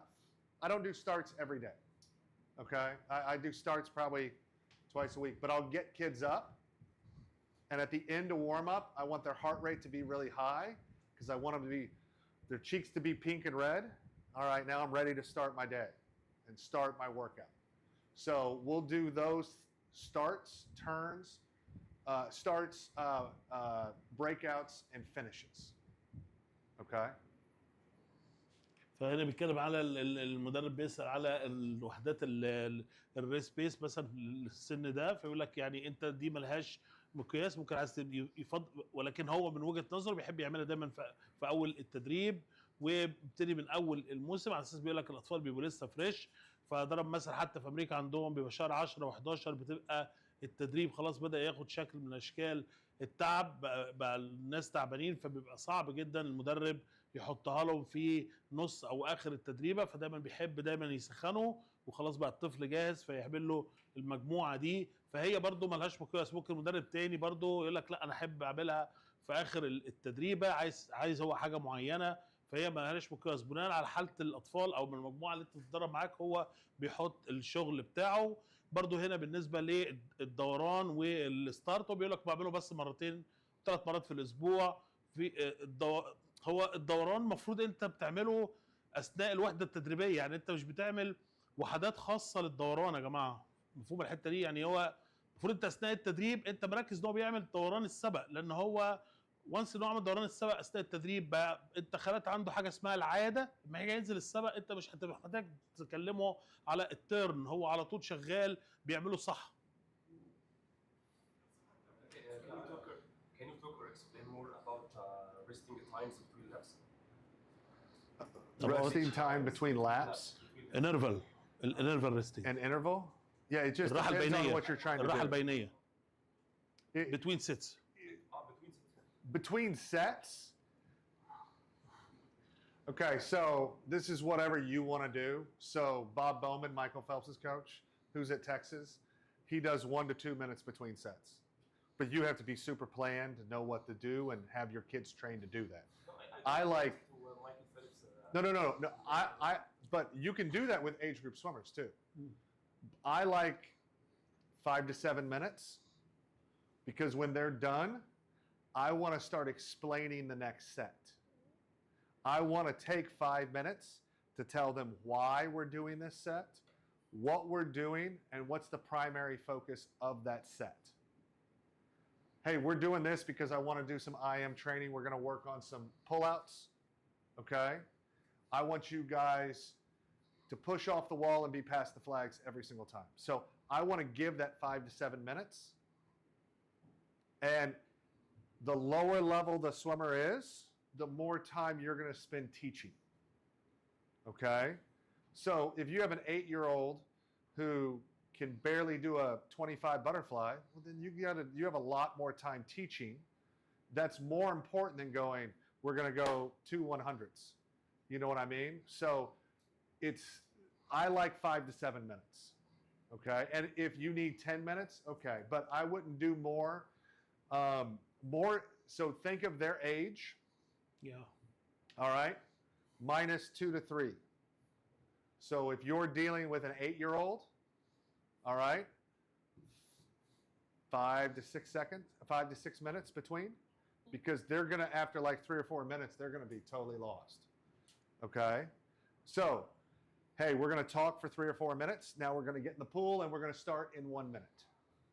Something along those lines. The older level kids, maybe we have 5 to 7 minutes of talking. So now we have 8, 9 minutes between sets. Okay. Does that make sense? هو اداك معادله يعني بيقول لك عمرهم وشيل منهم 3. دي بتبقى عدد الدقايق اللي هم بيقدروا يركزوا معاك قبل ما يفصلوا.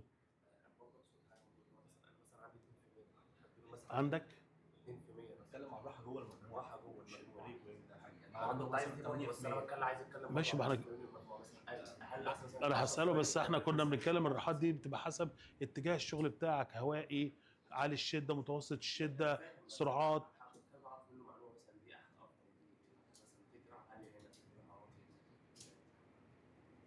عشان بس افهمه وانا بساله. انت بتسال عن الراحات في السيتس ذات نفسها. Okay, he talk about the interval during the sets. How can I put it during the sets? How can you talk to them? How can I write it during sets like 10 like 10 100? So you need to know the distance. No, the rest, the interval. Right. Oh, the interval. So Yeah. you need to know the time the set's going to take. Number 1. So 30 minutes. You need to know the distance that you want to travel during that set.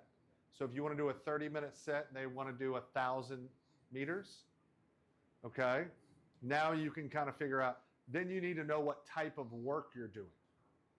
Okay, so is it a blue set where I want to do 1 minute of fast swimming and 2 minutes of resting, or 1 minute of fast swimming, 1 minute of resting? Or is this a pink set where I want them 10 seconds rest? That's what type of set it's going to be. Okay? كان في حد بيسال. معلش يا رفع ده قبليك. Is there any certain age where we can say that this swimmer has reached his potential, his peak potential, so he will not improve by time? No. Okay, so if you have a boy matures at 25, 26. So you have a very big, so they go through puberty at 13, 14. And then at 16, 17, they have a huge testosterone boost, and they gain 15 pounds over that year. The same thing happens when they're 23, 24. So what I can tell you is, for guys, no, but you should be getting faster. Girls, it's a lot harder to go faster once you've hit puberty if you aren't doing strength training with that. Okay? Now, every single swimmer, no matter how good they are, is going to hit a plateau and not improve for a season or 2 seasons or 3 seasons. I mean, one of my best swimmers broke all of Michael Phelps's individual medley records. He didn't drop time for 6 months. I had another kid who got 5th place at Junior Worlds. It took him a year and a half to drop time in his 200 fly. Okay? So at the younger age, they're going to naturally drop time. Yeah. Every time they jump in the pool, they should drop time from 8 to 10. When they hit that 13, 14, it's going to be hard. But what I tell people is, are you doing the same thing you did last season, this season? Because if so, you're not going to get better. What are you going to do better this season that you didn't do last season? Okay? So, yes, there's going to be a point in this sport where you don't get faster for a little bit, but that just shows the swimmer, I need to step it up another level. I need to work harder. I need to count my strokes better. I need to take less strokes. I need to, whatever that is, you have to be better. You can't just do what you did last year and hope that it's going to work this year. Yeah. Someone else had their, We have questions. sorry, Two questions. I can't see with that light. Okay. Yeah. Okay, go ahead. You can be next. على تكتيك السباق بيجيب سباحين كثير بسألك انها ليش بدك هاي تسبح 50 الاولى 50 الثانيه اي سبق؟ السباق اللي كان حرام ال 200 حر. اوكي طيب السؤال خلص؟ عشان اقول له كله مع بعض. التدريب الحديث دلوقتي في امريكا وكندا بيشتغل بالمجموعات المركبه تمام؟ انت بتشتغل بالزونز بتاعت التدريب اذا كانت ان 1 بتدمج معاها سبيد 1 او سبيد 2. ده ال 11 و 12 سنه؟ ايه في الزون؟ لا مش لا اعلى. تمام يعني قول لي بس على عمر السنه عشان اعرف بقول له ايه بس. ايه المناطق التدريب ما ينفعش تدمجها مع بعض بحيث ان المجموعه اللي السباح مش هيستفاد منها لو دمجتهم مع بعض. ماشي. Okay, first question about the race strategy for 200 freestyle for one guy like 11 or 12 years old. This is the first question. Long course, short course. Yes, both? For both. Okay. And second question about the guy asked about the compatible, sorry, the type of the sets. Is we have a simple one and completed one. For the type of completed one, as a coach. Okay, what's the second one? This is about the second one sets, the completed one. You was like ND1 with ND2 or ND1 with ND3, something like that. These are complete sets. Oh, the complicated sets. Yes. So this one, as a coach, what I have to avoid to put like two dangerous zone together is like something like put Yeah, I like gotcha. ND3 with SP2, Yeah, I something gotcha, like that. I gotcha, I So gotcha. you know, so, Yep. so طب انا بقول له على بشرح له السؤال. هنا ولا اللايف؟ لا اللي هنا. ما هم بيستفيدوا برضه. And I have another question. Yeah, Okay, someone well, then hold on. Okay, let me All right. answer one by one. So, the first question was, what is the race strategy for an 11, 12-year-old in the 200 freestyle? So you have the short course 200 freestyle and the long course 200 freestyle. All right? So, we'll start out short course first. All right?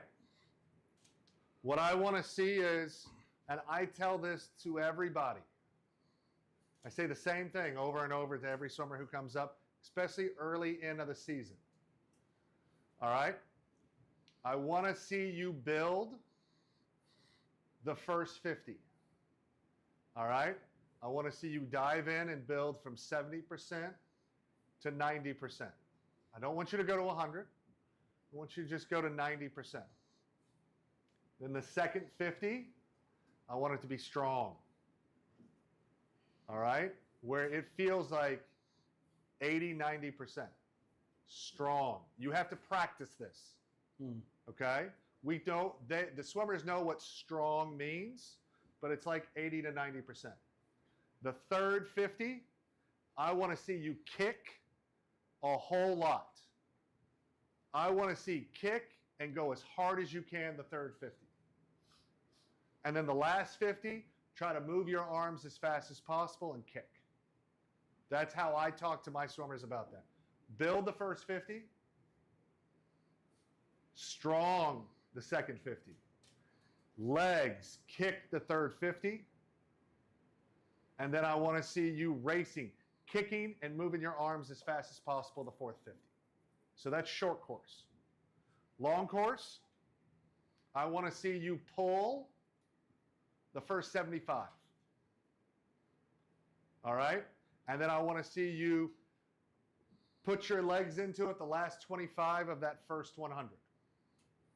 All right? So you're going to pull, not a lot of legs.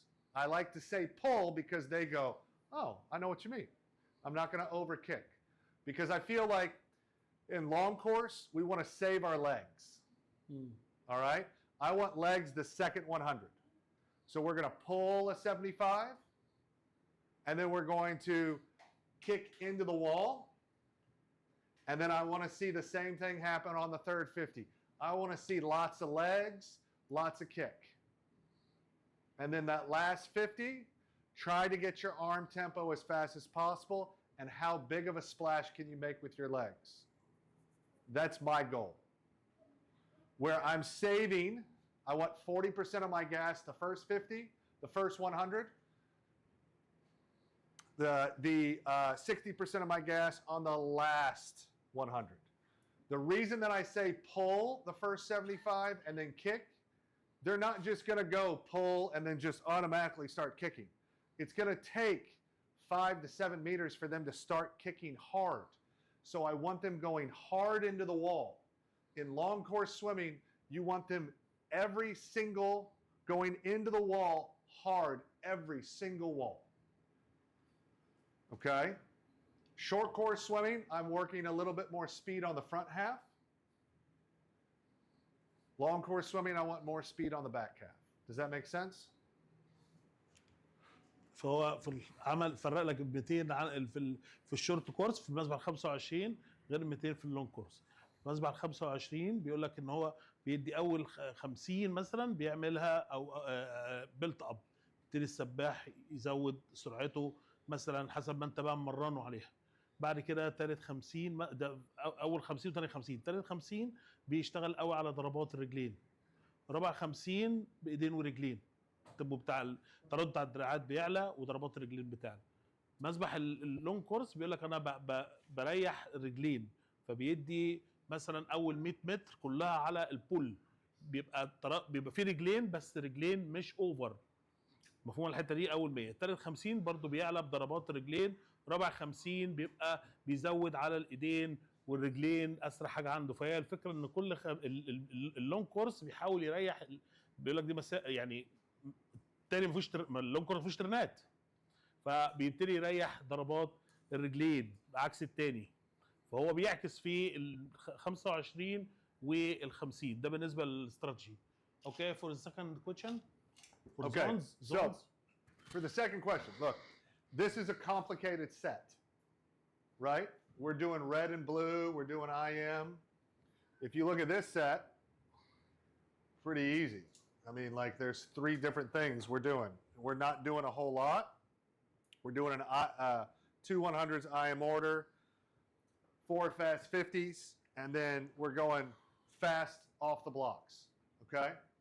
So we can have complicated sets, or we can have boring straight sets. So like the 30-50s pull, that would be a straight set. So when we're doing complicated sets,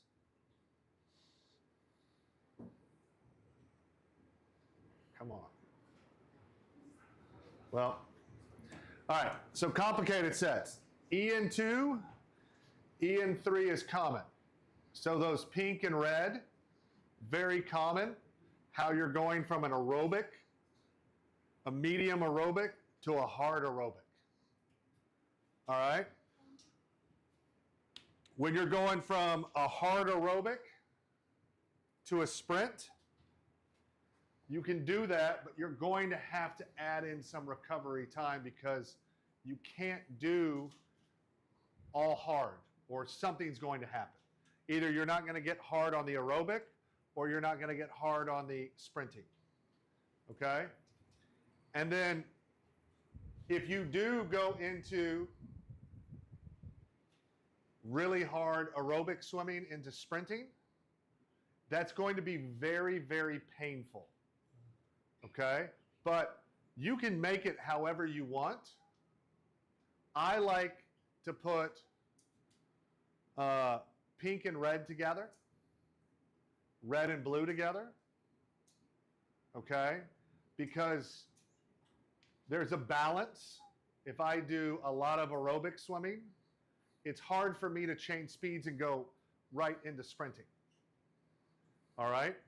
That's where if you have that EN3, that high-end red level, going into sprinting, it's going to be tough, no matter how much time you give them. However, I feel like towards the end of the season, you need to plan on some of that stuff where you're doing some hard swimming going into race pace swimming. Yeah. Because you want to simulate the race. Yes. As much as possible. So I'm going to do some hard aerobic. Now I'm tired, so that third 50 we talked about in the 200 freestyle, I want you now to kick and sprint as fast as you can, because you'll probably see a lot of your swimmers, that third 50 of the 200 freestyle or the third 50 of the 200 Drop. is slow. Yeah, big drop. All right? Because your brain is wired to reserve energy. Like anything you do. It's called, if you run a marathon, it's called the runner's high. So a marathon is 26.2 miles. All right? So mile 22, 21, 22, you have a lot of people who mentally are totally fatigued. I'm tired, I can't do this. You hit mile 23 and they're like, I only got 3 miles left. I can do this. Your swimmers on that last 50 are the same thing. They're like, oh my gosh, I got another 100 of this 200. I can't do this third 50. I got to save up. And the mind is playing tricks on them. Okay? So you have to teach them to go fast. And I feel like when you put an EN3 and an SP1, SP2 together, you can do that. Does that answer your question? انا بيتكلم خليني بس اشرح للناس. طيب هنا بيقول لك على المجموعات، فبيقول لك الان دي 2 والان دي 3 دي مجموعات بتبقى شائعه يعني. No. دخل مثلا اس بي 1 مع الاس بي 2 مع الان دي 2 على اساس الان دي 2 بطبيعته بيعمل ريكفري للسباح وبيتخلص بسرعه من حامض اللاكتيك. تمام؟ طب المجموعه اللي في النص دي مجموعه تقيله، بس احنا محتاجينها على فكره. ليه؟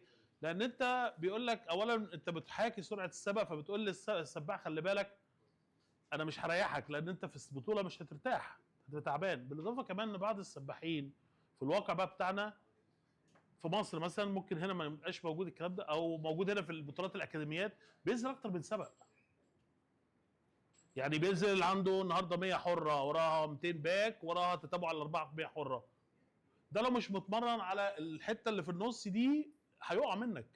هيعوم لك سباقين والتتابع عليه العوض، او هيعوم لك سبق واحد والسباقين اللي بعديهم خلاص كده هو مات، لان هو مش متعود على طبيعه التعب ده. ممكن بقى السؤال ده انا سالته عشان ياخدنا اتجاه تاني، لان كل زون زي دي بتاخد فترات راحه معينه ريكفري. تمام؟ فانا عايز اعرف الريكفري بتاعت المجاميع دي لو بنجمعها مع بعض. معلش افهم برضه. يعني انت مثلا على اول واحده كده عايز تعرف فتره الريكفري بتاعتها قد ايه، وتاني واحده فتره الريكفري قد ايه؟ الان دي 1 مع الان دي 2 مع الان دي 3 عايز فتره الريكفري بتاعها. مظبوط؟ فهمت انا كده صح؟ Okay, he asked about how long for recovery. For example, Indy 2 is Indy 3 and second so and third. it depends on the swimmer. It depends on the swimmer, and also how many times have you done a repeat. So let's say we repeat EN2 or EN3 into SP1. If you do 4 rounds of it, round 1 and 2 you may need less rest, and then rounds 2 and 3 and 4 you may need more rest. It also depends on the age of the swimmer. So a 10 and under is going to need significantly less rest than somebody who produces lactic acid like a 13, 14-year-old or 15 and over. So it's based on what you're trying to do, and it is also, do you want them to rest, like sit on the wall, or do you want them to go easy swimming? Active rest. Active recovery. So like, what do you want to have happen? Because when you do active recovery, I'm flushing that lactic acid out of my body. If I'm sitting on the wall, this is going to hurt.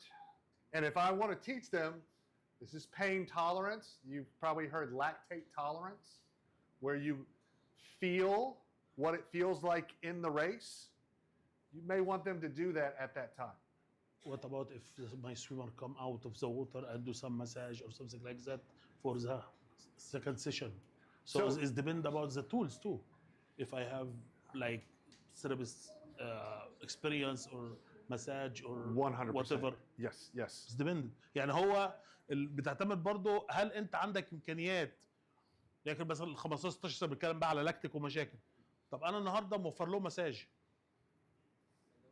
طب انا موفر لهم مثلا التلج ده، حمام التلج بقى الناس بقى بتوعنا بتوع العصابات، موفر لهم يا سيدي اوضه اكسجين، هيدخلوا يشموا اكسجين بيور يطلعوا تمام، كان يعني كما ولدتهم امهم ايه.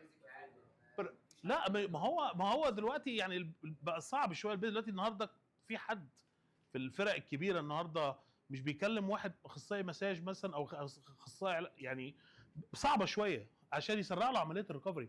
واحد زي مايكل فيلبس كان بيتمرن 14 واحده في الاسبوع يا جماعه، بيتمرن مرتين في كل، ما فيش راحه. طب ده الريكفري اخباره بتاعه ايه؟ فهي بتعتمد كل العوامل دي موجوده ولا لا. طب خليني بس اساله عشان ده السؤال ده مهم. Is this, I have just a question, very important one. And it also matters what part of the season are you in? Like, are you doing heavy training? Is it Thursday? And on Monday, Tuesday, Wednesday, it's been hard. Then you may need a lot more rest for them to do what you want them to do in those sets. And that's what you have to judge. هنا يعني بيقول لك على خلي بالك كمان من الايام اللي هي بعد التركيبات اللي انت بتحطها. My question is if I is for 12 years old specific, because I have boys and girls hate puberty. So what I have to do as a coach after, like, for these kind of sets, so I take, like, for example, I take my girls and do some aerobic sets, or what I have to do. Okay, so yes. So 11, 12, girls and boys. Girls are sharp. They work hard. You tell them what to do, they're going to go really well. They do very, very well with aerobic training. All boys want to do is race. I mean, that's all they want to do. And they don't understand, I don't want to do a 300. Come on, let's do 450s. You know what I mean? So it also depends on the level. So I like to give my girls, we try to twice a week break into a girls group and a boys group. And the girls will do something a little bit different than the boys do. The boys are going to do a little bit more racing, and the girls are going to do a little bit more aerobic swimming at a higher level, if that makes it. Because the boys just can't do it.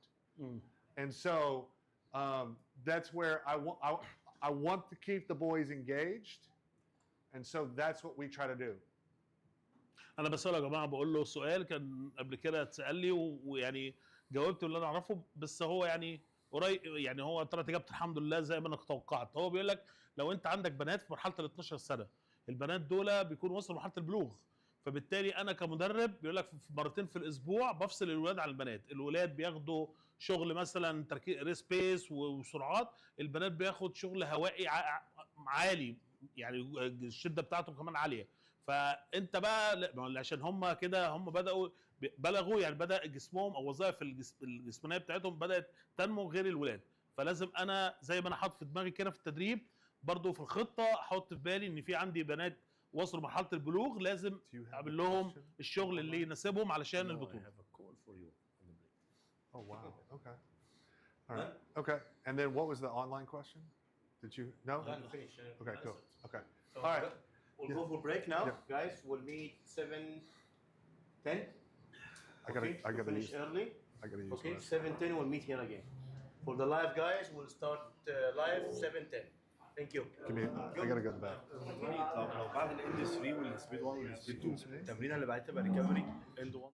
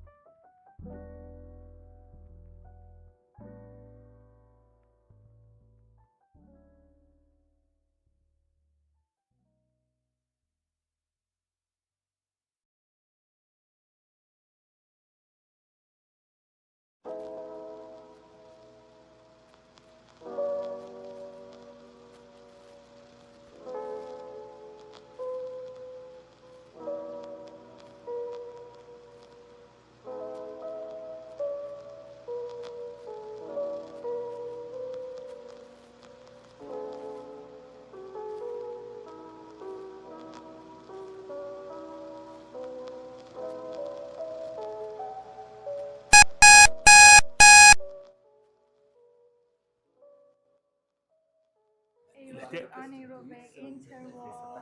لا ما هو بيقول لك لو رجع الزمن ورا وساله ادريس Oh, sorry. ولو ساله ادريس هيقول لك انا اخطات.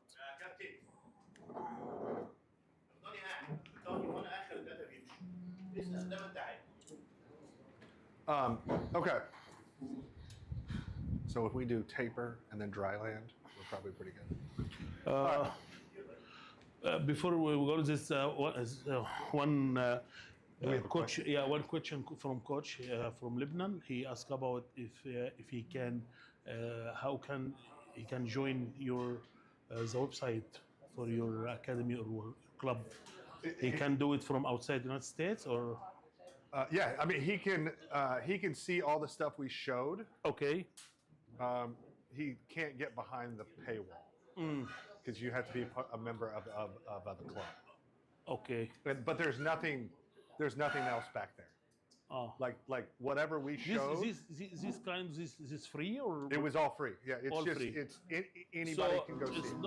it's no subscription. It's something like go swim and something like that. Yeah, no. It's you can go there and you Free. can see it. It's for parents to know, parents and swimmers to know. Here's what we do. يبقى اللي هنا اللي كان المدرب اللي كان بيسأل من لبنان لا هو مش عامل حاجه باشتراك النادي بتاعه بيقول لك هو الحاجات اللي حاططها والبرامج اللي حاططها دي عشان اولياء الامور تبقى فاهمه هم بيعملوا ايه لكن هو ما عندوش اي حاجه فيها اشتراك مالي كل الحاجات اللي موجوده على الويب سايت فري. يا رب اكون جاوبت على السؤال صح زي ما انا فهمت يعني. So بالظبط كده. we're going to finish out talking a little bit about tapering. All right?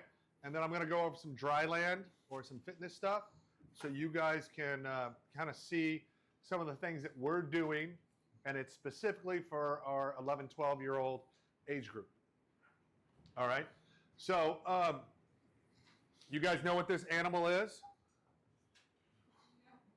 It's a taper. So why they call resting a taper, I don't know. I've anytime we talk about the end of season racing, or basically when we come down and prepare for the meet, the championship meet, it was called tapering. I don't like to use that word anymore because I think the kids think, oh yes, now easy. It's going to be easy. And that's not what we're trying to do. So when you're leading up to your championship meet, this could be 8 weeks, 2 weeks, 4 weeks, somewhere in there. You need to plan how you're going to compete at that meet. Okay? So we are not resting. We are preparing for our swim meet. We do call it resting a little bit, but we are race prepping. So for the whole season, you've gotten your kids in shape. They can train really hard. They can swim fast. They're doing pretty good at the swim meets. Now, we need to take all that training and prepare them for the race. So that's what tapering's called, where we want to start dropping the intensity so they have more energy. But the biggest thing is we've been training to train. Now we're about to race and have the biggest race of the season. So we need to prepare for that race.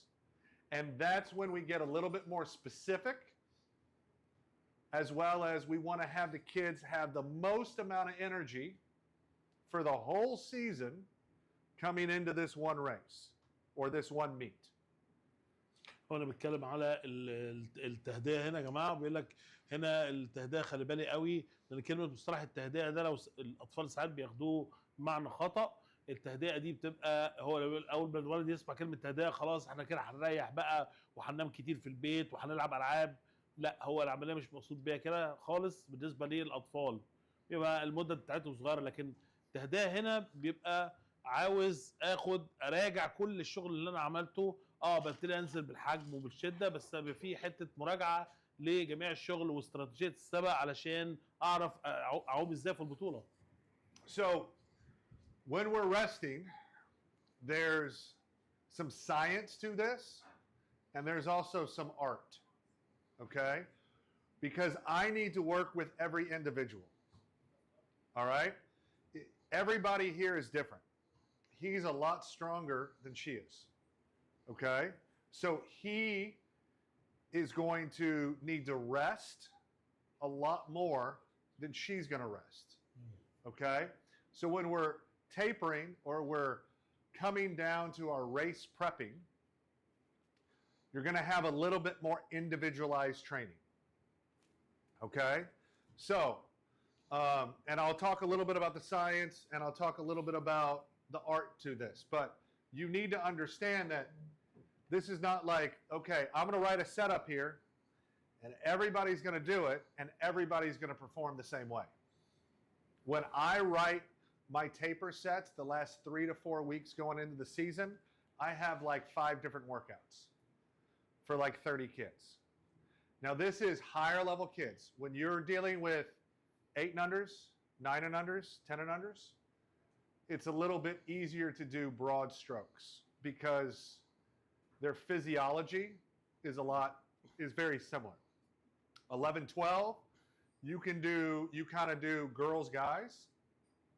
13, 14, you're getting into significantly more individualized tapering. هو بيقول لك برضه التهدئه هنا بتبقى فرديه قوي، لان احنا بنتعامل مع اكتر من حالات. بمعنى لو احنا مثلا عندنا احجام جسمانيه، فمعنى كده في تكتلات عضليه اكتر من الثانيه، فده لازم تبر غير ده، غير هنا غير هنا.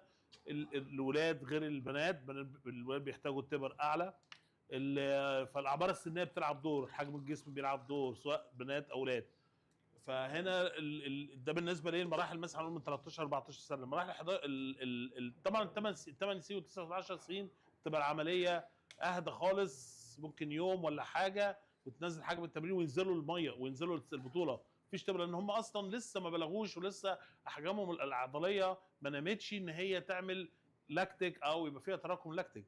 11 و12 سنه برضو بيبقى نفس الكلام، ولكن خلي بالك مثلا في زي ما قلنا على القضيه بتاعت البنات مثلا اللي بلغوا دول محتاجين مثلا تيبر لمده 4-5 ايام بحيث ان هم ينزلوا السبق فايقين ويعملوا لك نتيجه. فانت حسب كل حاله انت بتعمل التيبر. هو بيقول لك انا في التيبر مثلا بعمل 4 تدريبات ل4 مجاميع مختلفه حسب الحالات اللي عندي.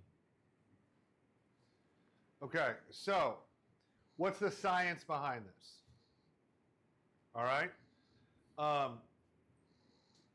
I feel like you can rest your kids off about 8 weeks of training. All right. Once you've hit 8 weeks of training, of hard training, 7-8 weeks, the swimmer adapts to that training, and then that training is not as hard as it was before. Okay? So I feel like you can do about somewhere between 3 to 5 tapers or rests per year, depending on as long as you're swimming year round. So what we try to do in the US is we start in September and we rest in December, and then we rest again in March, and then we'll swim. We'll take 2 weeks off in March after the championship meet, and then we'll swim, and then we'll try to rest at the end of July. Now, if you have a kid who's trying to go for a time or a qualifying time, we may have to rest in the middle of the season. What I can tell you is you have to keep putting work in to rest off that work. So imagine if you put money into a bank, all right, you're gaining interest on that money. Okay? That's your training. When you taper, you take that money, part of that money out of the bank. Well, if you haven't put the work in, you can't take it out. if that makes sense. So you can only do it a few times a year once you've saved up all that work. Just like putting money in the bank. If you put $100 into the bank for 3 months, and I want to take $300 out, okay, I got that. But I can't wait another month and then rest again because there's no money back in the bank, if that makes sense. هو هنا بيكلم الموسم بتاعنا هو اللي بيحكم برضه موضوع التيبر، وهل في فترات راحه في الموسم. مثلا في امريكا بيقول لك انا عندي مثلا 3 فترات راحه فانا بشتغل عليهم، بحط الشغل عليهم وبعمل التيبر عليهم، فهي بتبقى حسب طول الموسم بتاعك وحسب الفترات الراحه اللي موجوده خلال الموسم. يعني احنا في مصر مثلا عندنا بنعتبر موسمين اللي بتبقى عندنا نهايتهم يا اما بطوله كاس مصر او هي بطوله الجمهوريه، والمدربين بيشتغلوا عليهم بيعمل تهدئه على الاثنين. فانت حسب الموسم او الشكل بتاع الموسم اللي عندك في الدوله. الحاجه اللي بعد كده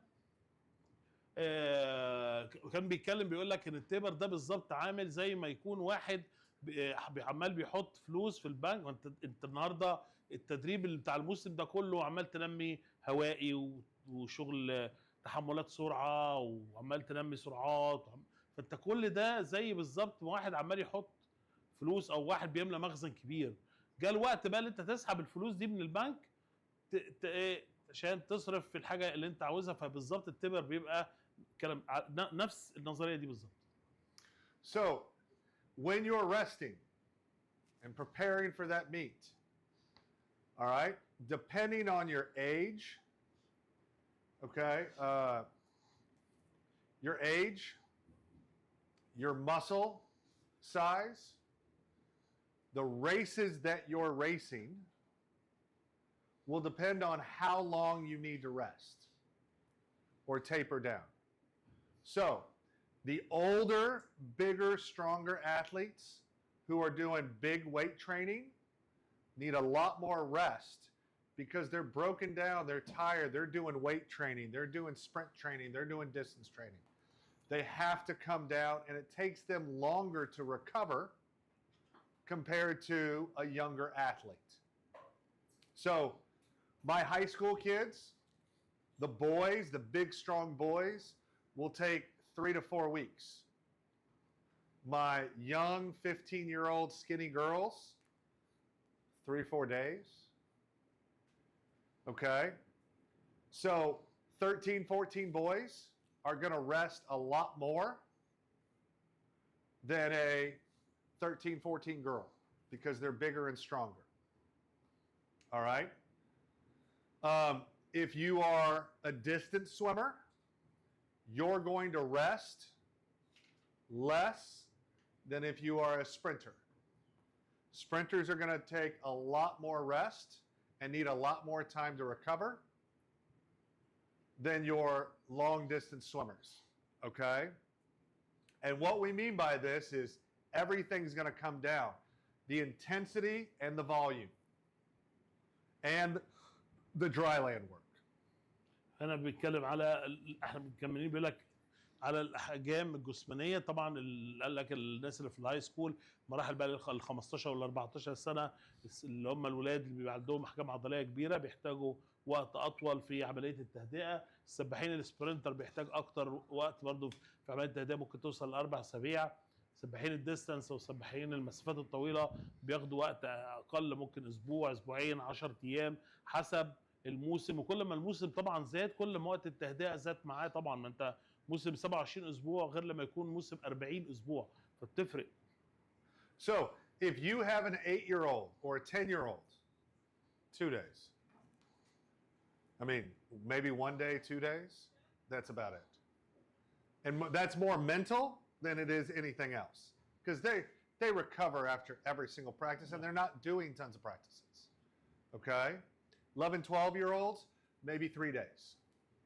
But it's a lot of preparing more than coming down with intensity. So, we're going to reduce the volume and intensity of training. All right? As you can see, our intensity, our total volume's coming down. but we don't want to go too far. We're not just resting to where they jump in and do 100 or a 200 for practice and they're ready to go. All right? But there is a reduction, especially in dry land training, in intensity. How hard are you going? Okay? So how long are your sets?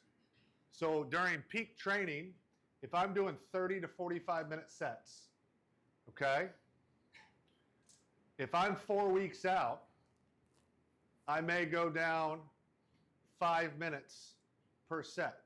So remember how we talked about yesterday at the beginning of the season, building up to those sets where we went 20 minutes, 25 minutes, 30 minutes, 35 minutes, 40 minutes.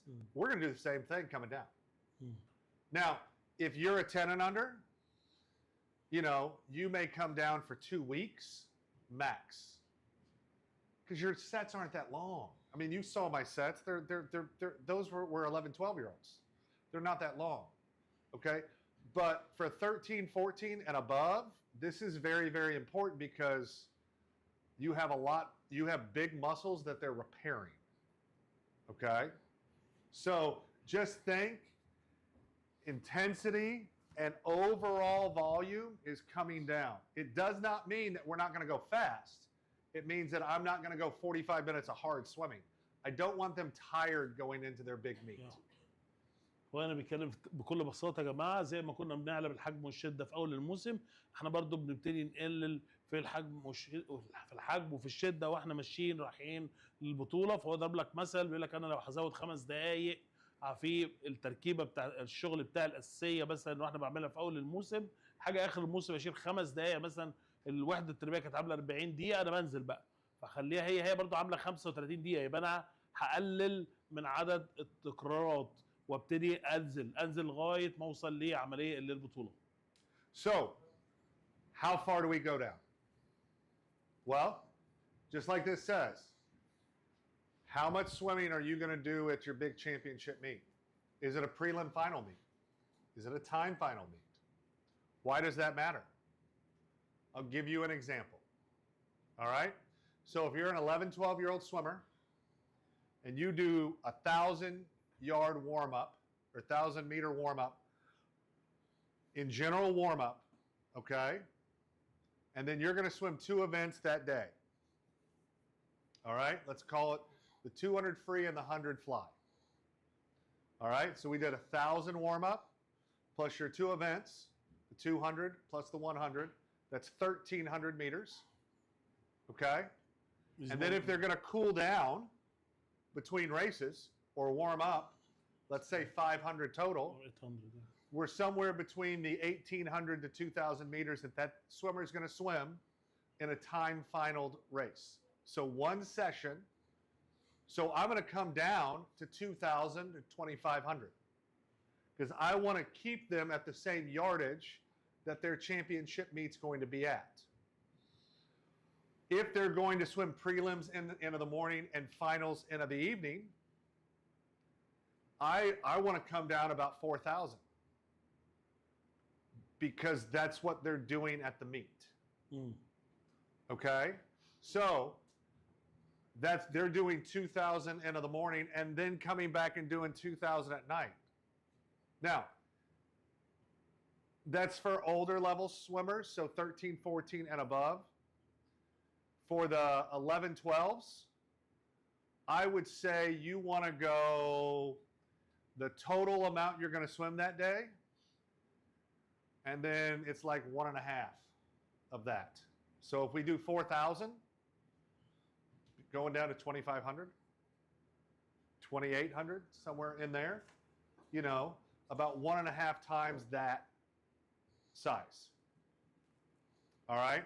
To where you're coming down and you're now, if my workout is going to be 2,500, but they've normally gone 4,000 because I still want to come down. All right? I want to have my normal warm-up, which is like 1,000 we talked about, and then we're hitting, then we have 1,700, 1,800 left that we're going to do some fast quality work with, if that makes sense.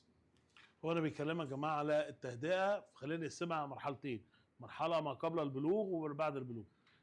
خلينا مرحله البلوغ دلوقتي 13 14 سنه فما فوق، المرحله دي بيقول لك ما تنزلش في التهدئه عن التوتال بتاع الحجم اللي هيعومه السباح في اليوم. بمعنى لو السباح بتاعنا مثلا عنده فتره صباحيه وعنده فتره مسائيه، الفتره الصباحيه عنده ايه؟ عنده تسخين وعنده البطوله الايفنتات وعنده تهدئه، ده التوتال مظبوط كده. وهو نفس الكلام هيعمله فين؟ هيعمله بالليل. للتبسيط علينا قلنا مثلا خلي الصبح وبعد الظهر مجموعهم بما فيهم الاحماء بقى والتهدئه والسباقات عمل 4 كيلو.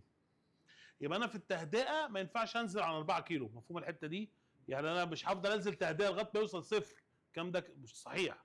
انا بنزل في التهدئه للحد اللي هو بتاع الاجمالي بتاع السبق او اجمالي اللي هيعوموا في اليوم بتاع البطوله، مفهوم الحته دي؟ طيب لو انا اولاد عندي بقى 11 12 سنه فهنزل مثلا للنص، او هنزل مثلا يعني مثلا عندي 4 كيلو من 2 كيلو لغايه 2 كيلو ونص، انت شغال مش هتنزل عن كده. تبقى انت عندك الوحده التدريبيه اخر اليوم الاخير اللي قبل السبق بمعنى صح 2 كيلو، مفهوم الحته دي يا جماعه؟ يبقى انا كده عملت تهدئه صح، وبتبقى حوالي 4 ايام مثلا او 3 ايام قبل البطوله. مفهوم الحته دي ولا اشرحها تاني يا جماعه؟ قبل مرحله البلوغ يعني لو انا مثلا اليوم هيعوم السباح فيه 4 كيلو مثلا 2 كيلو ونص، مش هنزل عن النوم 2 كيلو 200 2 كيلو 300 خلاص، لكن مش هنزل بس كيلو ونص. ليه يا جماعه احنا بنعمل كده؟ ما كل حاجه لها سبب، احنا مش يعني احنا ناس كبار. لان هو لو نزل عن كده السباح بتاعي هيقل الشغل الهوائي عنده، ما هو الشغل ده فيه هواء كتير. لو قل الشغل الهوائي عنده عارف اللي هيحصل؟ هيحصل مثلا عندنا في مصر البطوله بسم الله ما شاء الله بتبقى بتقعد بالسبع ايام وبال10 ايام. طيب هيجي السباح يقوم عندك اول يوم 10 على 10، ثاني يوم 10 على 10، ثاني يوم هيجي اليوم الرابع وقع خلاص، مش هيديك، انسى البطوله خلاص، البطوله راحت منه. ليه؟ لان هو الهواء انت سحبته منه اوريدي فين؟ في التيبر. مفهوم الحته دي يا جماعه؟ فكل حاجه احنا بنبقى عاملينها لسبب، احنا لو وقفنا ليه عند رقم معين؟ عشان انا عايز احافظ على البيت الجميل اللي انا عملته طول السنه، عامل بيت جميل انا ههد البيت، هيجي في البطوله يروح بهدد هو كمان معايا ويجي لك يقع تالت رابع. انا حصلت معانا شخصيا، جالي تالت يوم خلاص كده بالسلامه، رجعته اسكندريه خلاص وقع.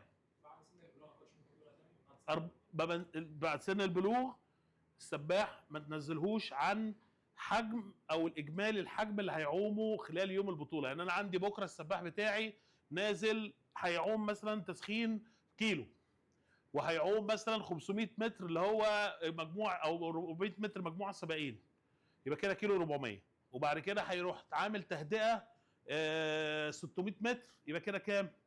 2 كيلو. وهيعمل نفس الكلام عنده نهايات بالليل هو الراجل، طب هيعمل نفس الكلام بالليل، يبقى كده التوتال بتاع اليوم كام؟ عمل قد ايه؟ ما نزلش عن 4 كيلو. مفهوم الحته دي يا جماعه؟ So, one of the things that I like to do is I like to keep the same structure of the week. All right? So, if we're doing pink on Mondays, I do pink on Mondays like I normally do. If I'm racing on Wednesday, I'm racing on Wednesday. If I'm doing a red set on Thursday or Friday, I'll do that. The difference is instead of 30 minutes, I may go 10 minutes, 15 minutes. Now the swimmers are not as tired, okay? And their performance is at a lot higher level, and they're doing really good things. I talk about focusing on details during this time, okay? What does your breakout look like? What does your turn look like? How many strokes are you doing? Are you going at race pace? Are you going faster than that? I like to use fins at this time so they feel faster than they're actually racing, or they're going faster than they're actually racing. Now when I race, it's not that hard. مفهوم الحته دي يا جماعه؟ الحته خطر جدا. بيقول لك انت بتوصل باجي على انا داخل على البطوله ببتدي اظبط الريتم البيولوجي بتاع السباح مع البطوله. خلي بالك من الحته دي عشان احنا في الامارات هنا للاسف الموضوع ده واقع مننا. البطوله بتبقى الصبح وبالليل ولا بالليل بس؟ عظيم. فبتلاقي السباح بالليل زي الايه؟ زي الفل. ليه؟ لان كل يوم بيعوم بعد الظهر. والصبح اخباره ايه يا كابتن؟ طين علة. ليه يا عم؟ لان هو اصلا رتم البيولوجي بتاعه مش متعود يعوم الصبح. خلي بالك من الكلام ده. هو حتى بيقول لك حتى لو في صادف الايام، يعني النهارده مثلا السباح يوم الاربعاء الجاي عنده سباق ال 100 حره، فانا لازم بعوده مثلا ان انا كل اربع بعوم مثلا يسعى ال 100 حره، بدا الرتم البيولوجي بتاعه يتعود عليه. مفهوم الحته دي يا جماعه؟ يعني السبت او الحد يبقى عندنا دايما اجازه، دايما بطولات هنا السبت والحد، فهل لازم نمشي على كلامه كده على كلامه كده ولازم العيال تعوم الصبح، لازم يقف على الستارت الصبح. البطوله تكون اجازه في سميتك؟ لا ما تكونش اجازه. ما تكونش اجازه. هو بطولته سبت وحد، حد له اجازه سبت وحد؟ ما هو بطولته سبت وحد ولازم يتعود الصبح يقف. هو السبت والحد كل اسبوع في شغل عادي. فاحنا للاسف احنا كلنا بتهرب، يعني يمكن في الامارات بالذات الموضوع ده بيبقى صعب، مش كل الاطفال بيجوا قبل المدرسه، صعب. ولكن احنا كمدرب لا، حاول مره واثنين وثلاثه، لازم يعوم الصبح. ان شاء الله يا رب هتجيبه مرتين في الاسبوع. مهمه جدا الموضوع ده. حاجه بس الثانيه عايز اقولها، خلينا هساله حاضر. في حاجه تانية برضه يا جماعه بالنسبه للبطوله، حته حاجه اسمها تدريب اللي هو لما ولد عندك بيحصل له كيس ان هو اتقلع له النضاره في الميه وهو نازل، او الميه دخلت بيعمل الترن، الميه دخلت جوه النضاره، يبقى لازم تعود السباح بتاعك من وقت للتاني تعمل له قياس بالنضاره وهي فيها ميه. انا كنت بعمل السباحين بتوعي كده في اسكندريه، كنت بخليه يملى الميه النضاره ميه، يلا يا جماعه اقف على الستارت عندنا 100 حره قياس، هينزل مش شايف قدامه. انا عاوز كده ليه؟ لان انت بتمرنه على كده، لان هيحصل له كده في البطوله مش هيقع منك في البطوله. مفيش حل تاني غير كده. السؤال بتاعك بالنسبه مفيش حل تاني غير كده. مايكل فيلبس كان بيعوم كده، لما اتقلعت منه الضرة في سبق ال 200 فراشه، مش اتقلعت منه دخلت فيها الميه، عام وكسب السبق عشان متعود على كده. هو بيقلع او السؤال بتاع السباق كان يعني العدد، ايه اقصى عدد من السباقات؟ What's the maximum number for events? اي عمر سني؟ It depends on the meet. From لا من 11 ل 12 مثلا. From 11 and 12 years old, what's the maximum event I have? So it depends on the meet. So we have a meet where they're swimming 7 events is the max they can swim over a 3.5 day meet. So Thursday night, all day, prelim finals Friday, prelim finals Saturday, prelim finals Sunday. And they're going to swim, so they're going to swim 7 events. That's prelims finals, so that's 14 times they're going to race. Plus they're going to swim 4 to 5 relays. So 19 swims. Okay?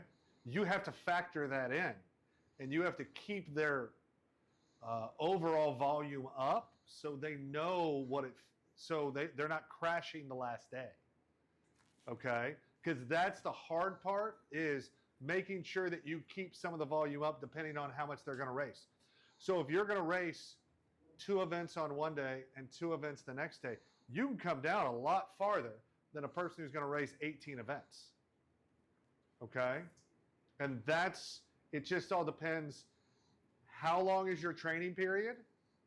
Means you need a longer, so like this, longer training sessions, the longer the taper.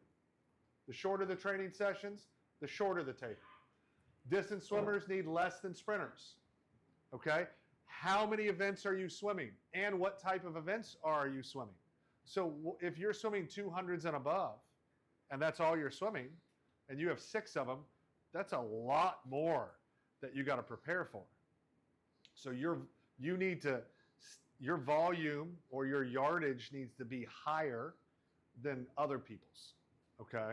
Does that make sense? فانت بتعلي الحجم علشان في البطوله ممكن يقوم، شوف انت بقى حسب ما هتنزله وتهيئه ما يقعش منك اليوم الاخير او اليوم اللي قبل الاخير. I told them about the jungle training.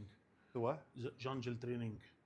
The kind of training, if you, for example, if the water come inside your goggles during the Yes, race, that's excellent. it's called jungle training. I told them to training their swimmers about if any case happen during this. It's like Michael Phelps. You're a good coach. You're a good. That's. Listen to what he has to say with that. All right. When you're looking at people, women need less training or less tapering than men because their muscle mass and the muscle density of their muscles is less. Okay? The older the swimmer, the longer the taper. So 8, 9, 10 years old, less. 1, 2 days. Okay? And it's doing what he's talking about. You're preparing the swimmers. Think of the last time that you did something very, very well for the first time. I've never done that. I've never been amazing at doing something the first time. It usually takes me practice, Yes. multiple times. So as I'm leading up to the race, I want to practice those races. I want to swim with my goggles in on my mouth because I'm asking my swimmers to perform at the highest level. Okay? So we need to practice doing that on a regular basis. هو هنا بيكلمك بيقول لك يعني طول ما انت شغال في الكارير بتاعنا ده يا جماعه على طول انت هتتعلم. انت مش من اول مره هتلاقي نفسك لازم هتنزل بطولات بالفريق، ولازم الفريق هتلاقي جزء مخيش عشان في حاجه غلط اتعملت اثناء البطوله، وجزء تاني نجح شويه. الناس كنت متوقعها تعلق ميداليات ما عرفتش تجيب ميداليات.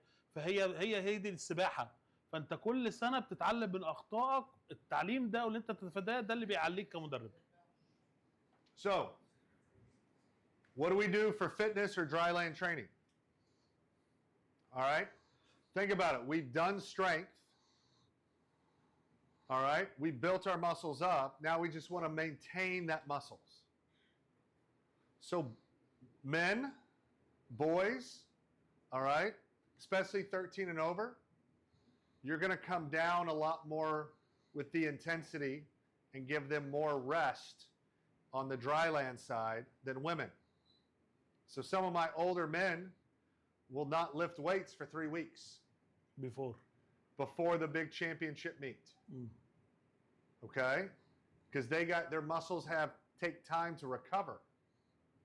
While women, I have my high school girls, they're lifting 3 days before. Now they're not doing a lot. So let's say they squat 200 pounds. Okay? When they're doing big training sessions. I want them to squat 60 pounds. Where they're actually doing the movement, and it's kind of difficult, but I'm going to take the reps and the weight and reduce it down. So, in general speaking, how many days I should give before competitions? So, in general. 11, 12-year-olds, you want about 2 weeks out to start reducing the intensity and the duration of the dry land. So if you've been doing 15 minutes or 20 minutes and it's all hard, go 10 minutes, 5 minutes, 7 minutes. You still want them to connect with those things. It's just the intensity over that time period is not going to be as much. So 11, 12s, 2 weeks out, 10 and unders, a week. Because you're not doing a lot. They're just doing body weight. 13, 14s, they're lifting weight. They're doing hard training. فانا بيتكلم بيقول لك لو انا من 11 ل 12 سنه دراي لاند يا جماعه انا شغال وصلت ل 20 دقيقه، ده اقصى حاجه وصلت لها في شغل الدراي لاند او الارضي او الفتنس بالنسبه للاطفال دول. فلما هبتدي مثلا حاجه اخر اسبوعين قبل البطوله هبتدي انزل 20 دقيقه بقوا 12 دقيقه بقوا 10 دقائق. طول ما انا ماشي بقى انا كل 3 4 ايام بتنزل. ليه احنا بننزل وبس احنا ماسكين في الكلام ده؟ لان هو محتاج يفضل محافظ على عناصر اللياقه البدنيه اللي وصل لها فين؟ في الفتنس. مش باجي اوقفه كده واسيب له اسبوعين وقف، لا بفضل انزل انزل انزل لغايه البطوله. هنا كان بيتكلم على الجيم، وكان بيقول لك الناس الكبار عندي بيجوا قبل البطوله مثلا ب3 اسابيع بيوقف الجيم ويبتدي برضه محافظ على الشغل مثلا الارضي الحاجات التانيه. فكل حاجه بيبقى ليها الوقفه بتاعتها او اللزوم بتاعها. So, nutrition. You want to watch your nutrition as well. All right? Older kids who's doing a lot more training, maybe they eat 6,000 calories, 5,000 calories during hard training. Well, what happens when I take away some of that hard training and they're still eating all that food? I don't want them to gain weight. Okay? I don't want them to get fat. Okay? Over those 2 weeks. All right? I want them to maintain.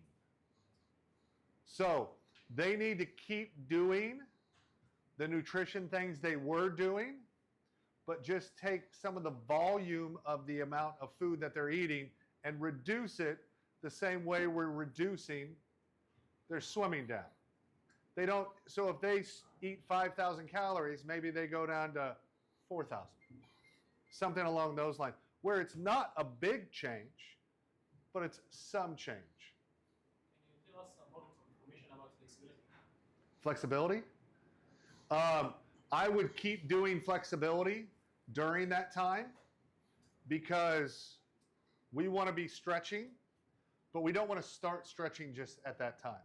We just want to maintain that and make sure that our muscles feel long and loose.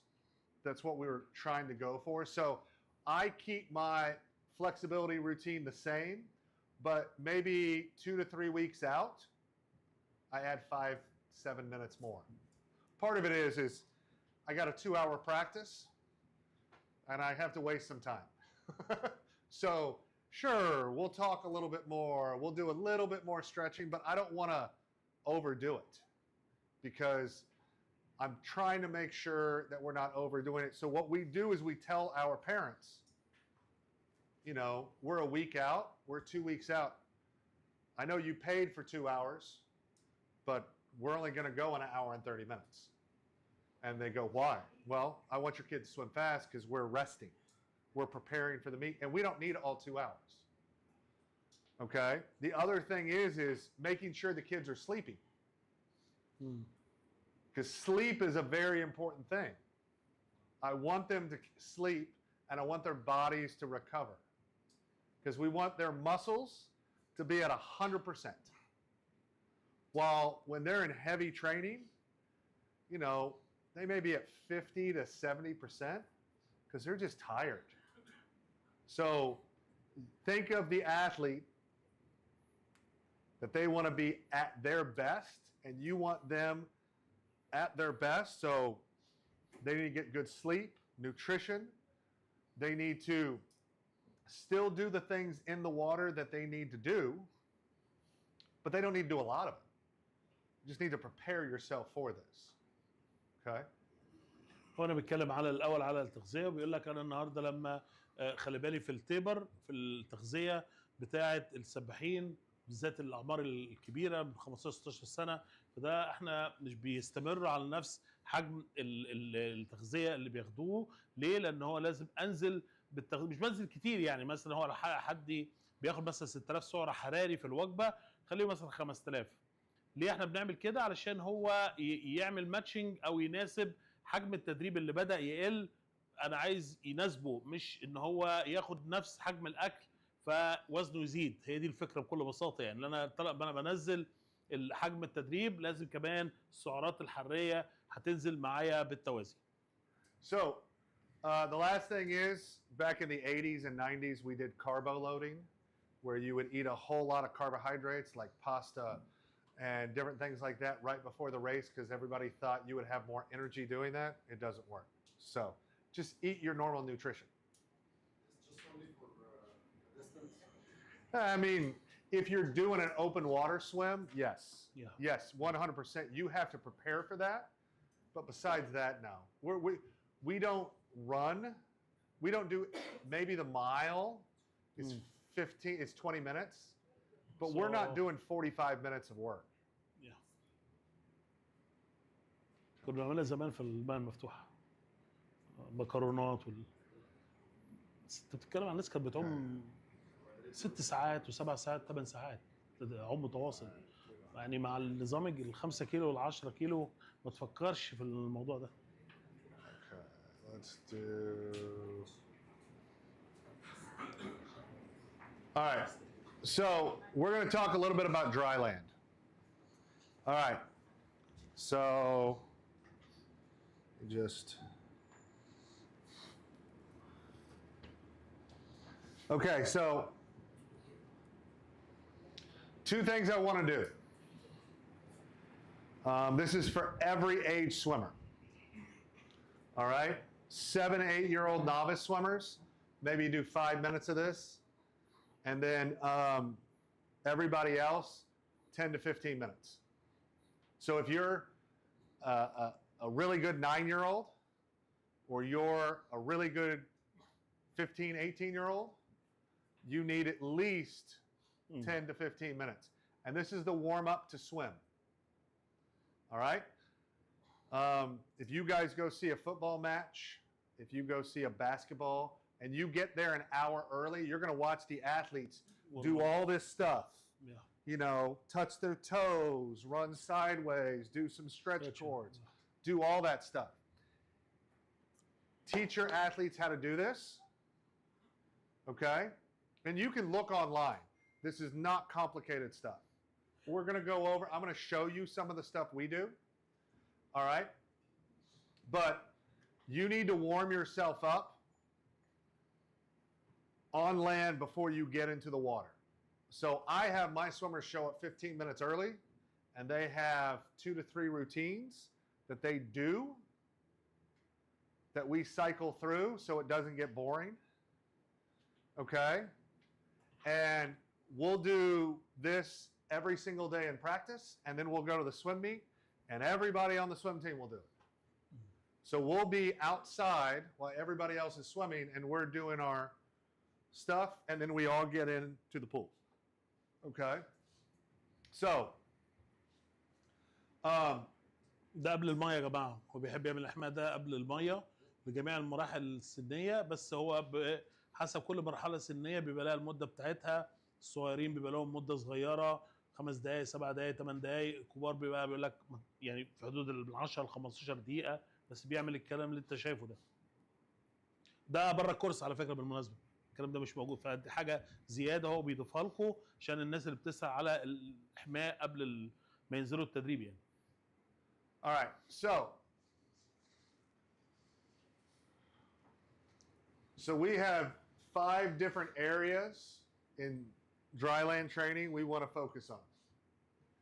Locomotion activity or movement activity, ground-based activity, what we're going to do on the ground, some squatting. I want people to be able to squat, okay? That could also be a lunge, and then I want to do some sort of movement that's dynamic, okay? And then the last one is I want to be able to lunge. I can lunge sideways, back. I can even do what they call a curtsy lunge, which is out here. That's going to hit all different types of my muscles in my legs. I got to warm my legs up a whole lot before I get in the water. Okay? And what's great about this, the kids are ready to go. You don't have to spend long time going, okay, we're going to slowly get in. You can go, go, go. And you can reduce the amount of time in the water what you do on land.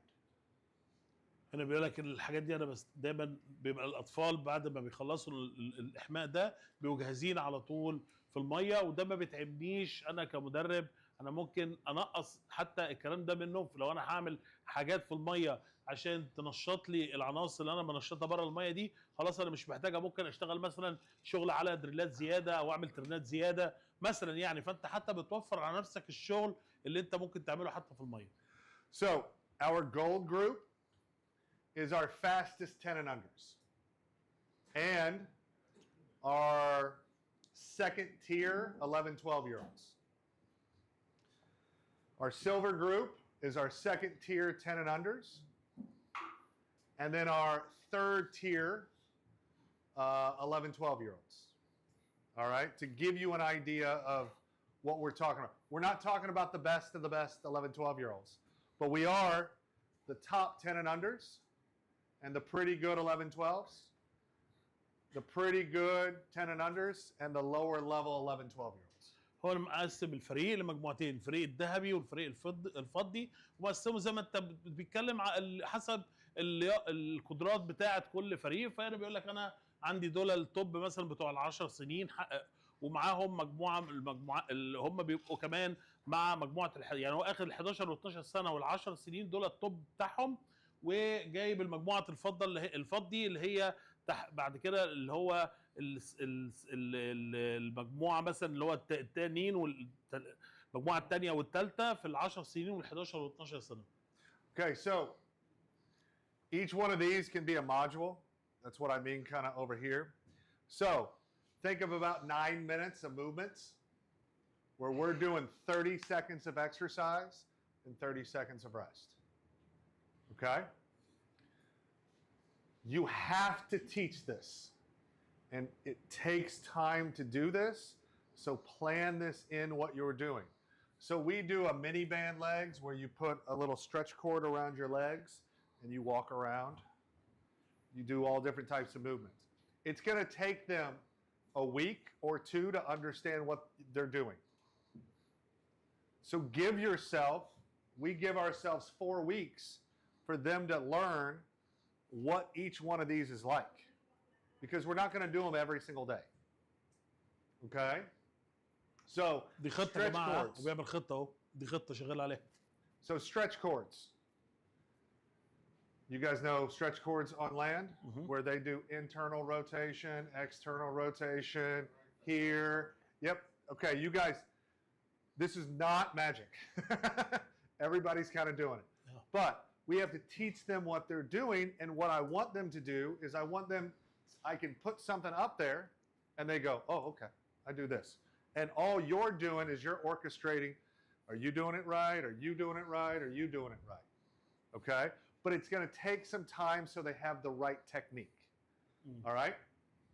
So, for our gold group, we want them to move using these modules for about 10 minutes. We plan on teaching something new for about 10 minutes.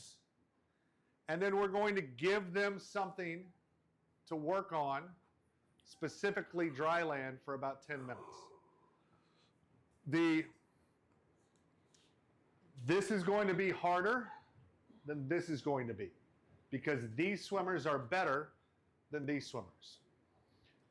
هو بيتكلم بيقول لك لو انا عندي مثلا الجروب مثلا اللي هو الاطفال اللي هم ال9 سنين وال8 سنين مثلا، فاحنا لمده 9 دقائق باجي اشغلهم مثلا اول تمرينه بجيب الاستيك وببر ركابهم وببتدي اشتغل على كده 4 اسابيع. ليه 4 اسابيع؟ لان بيقول لك انت لسه بتعلمهم الحركه ازاي، فبدي لنفسي فرصه ان انا اعلمهم عشان يشتغلوا على التدريب ده. بعد كده بروح جاي مثلا باخد الاساتيك او الشرايط كله شغال وببتدي اشتغل معاهم على الكلام ده برضو لمده 4 اسابيع. فدي خطه انا عاملها.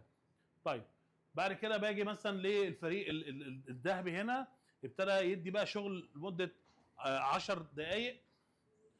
لازم طبعا بخلي بالي حاطط فيه مده للتعليم، و10 دقائق يعني 10 دقائق ببتدي يشتغل على التدريب. 10 دقائق بعلمهم حاجه جديده، 10 دقائق بخليهم يعملوا حاجه مختلفه، فبتبقى الحصه كلها 30 دقيقه. Okay, so for example, I want them to explore. I want them to find out what it's like to move. Okay? So we have rings that are attached to a rope, that usually to like a pull-up bar, and they'll do rows where they pull. The farther back you go, the harder it is. Okay? We can do a lot of different motions with that. Okay? One of the things that we want to do is strengthen their legs. So this is an example of a leg circuit where we're going to go squats, lunges, step-ups, jump squats, hit lunges, step-ups, where they're going to do this in a row. So they're going to go 4 squats, 4 lunges on each leg, 4 step-ups. You get the idea, okay? Right in a row. Can you do all that in 30 seconds? Okay? So if he and I are partnered up, I go for 30 seconds, then he goes for 30 seconds, then I go for 30 seconds, then he goes for 30 seconds. And I'm the coach going, ready, go. Ready, stop. Ready, go. And he and I are moving back and forth. And then we share the equipment, okay? Maybe there's 3 of us or 4 of us, depending on whatever type of movement we're trying to do. Does that make sense? Yeah. وانا بيكلمك على الطريقه وبيقول لك انا بعمل المجاميع دي في 30 ثانيه انا وزميلي. انا بشتغل مجموعه 30 ثانيه، هو بيشتغل المجموعات دي 30 ثانيه، الحاجات اللي هو حاططها رصيصها تحت دي عاوزها يعملها في 30 ثانيه، فهو بيشتغل هو وزميله بيتحدوا بعض.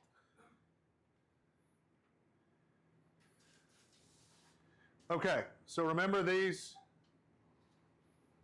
right here? I'm going to tell you what those are now.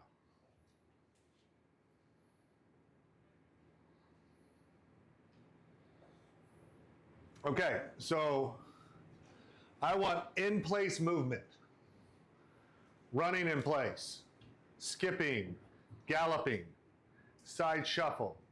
I can do it maybe, sometimes we line up into groups of 3 and we go down to the wall and back. We're not going far, okay? I want in place or movement. So I can either do it in place. If you don't have a lot of place to do it, okay? If you don't have a big space in dry land, I can run like this. I can jump. I can do those things. Or we go all the way down. So I'm going to run all the way down the wall, and then I'm going to karaoke back.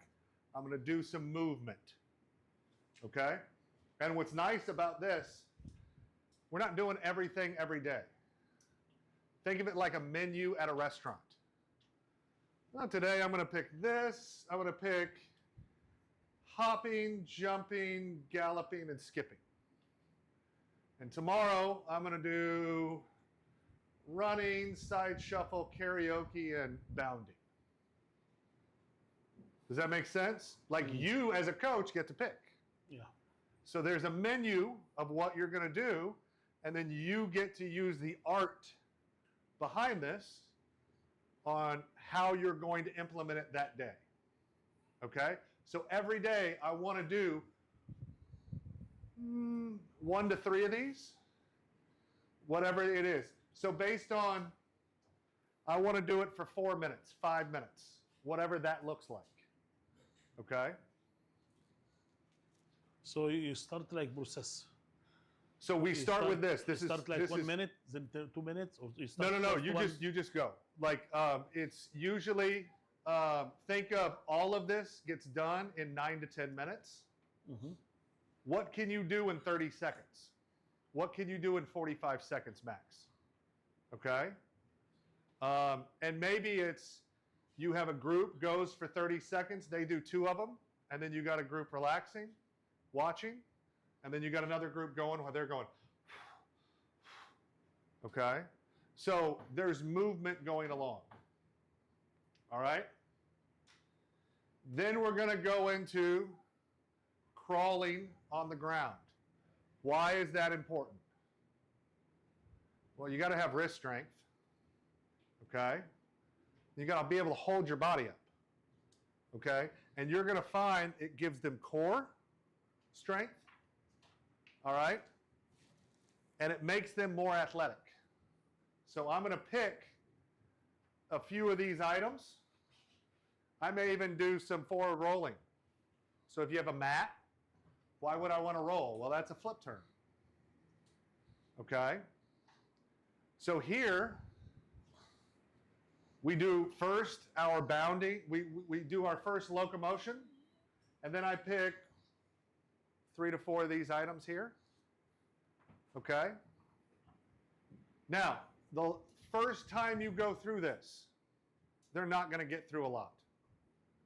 Just you have to teach. The idea is, after about a week or 2, they can get through that really, really quickly. And if you can get through it in 9 to 10 minutes, excellent. I tell them to come in 15 minutes before. I want them to work for 9 to 10 minutes. With about, of that 9 to 10 minutes, they're working like 6 to 8 minutes during that 10 minutes, okay? Then I have 5 minutes, go get dressed, get in the pool. Okay? So that's kind of where we come from with the time. So for each one, I can use it like daily, like This is day daily. one, day, Yes, day yes, yes. two, day Every three. day. Every كل day يوم you يا have جماعة. practice. يوميا. Every day you have practice الجميع because دي you're يوميا. making them athletic. بس انت بتنقي بقى، ده زي كده زي منيو الاكل، وانت بتنقي علشان الملل والرتابه.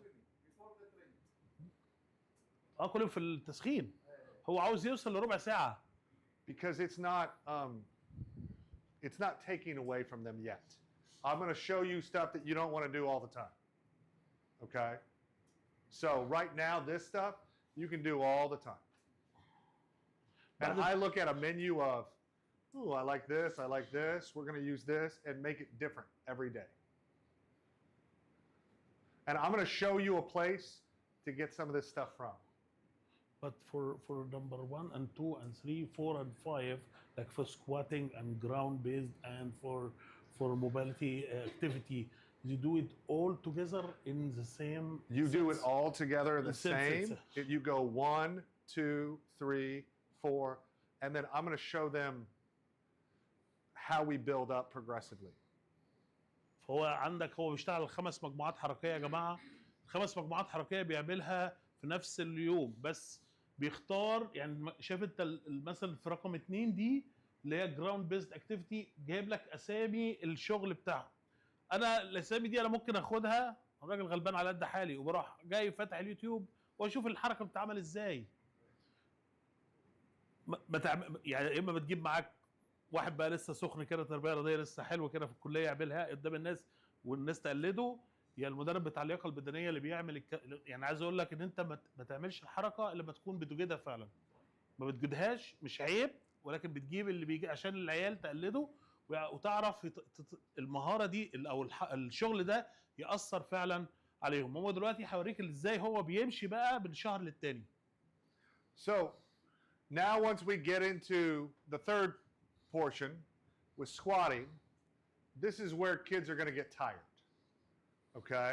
This is where it's going to get harder. Okay? Now, but these are still 10 and unders. Okay? So what we'll do is we'll do squats. I want to teach them, my goal is, if I can teach my 10 and unders how to squat when they're 11, 12, now I can do some cool stuff with them.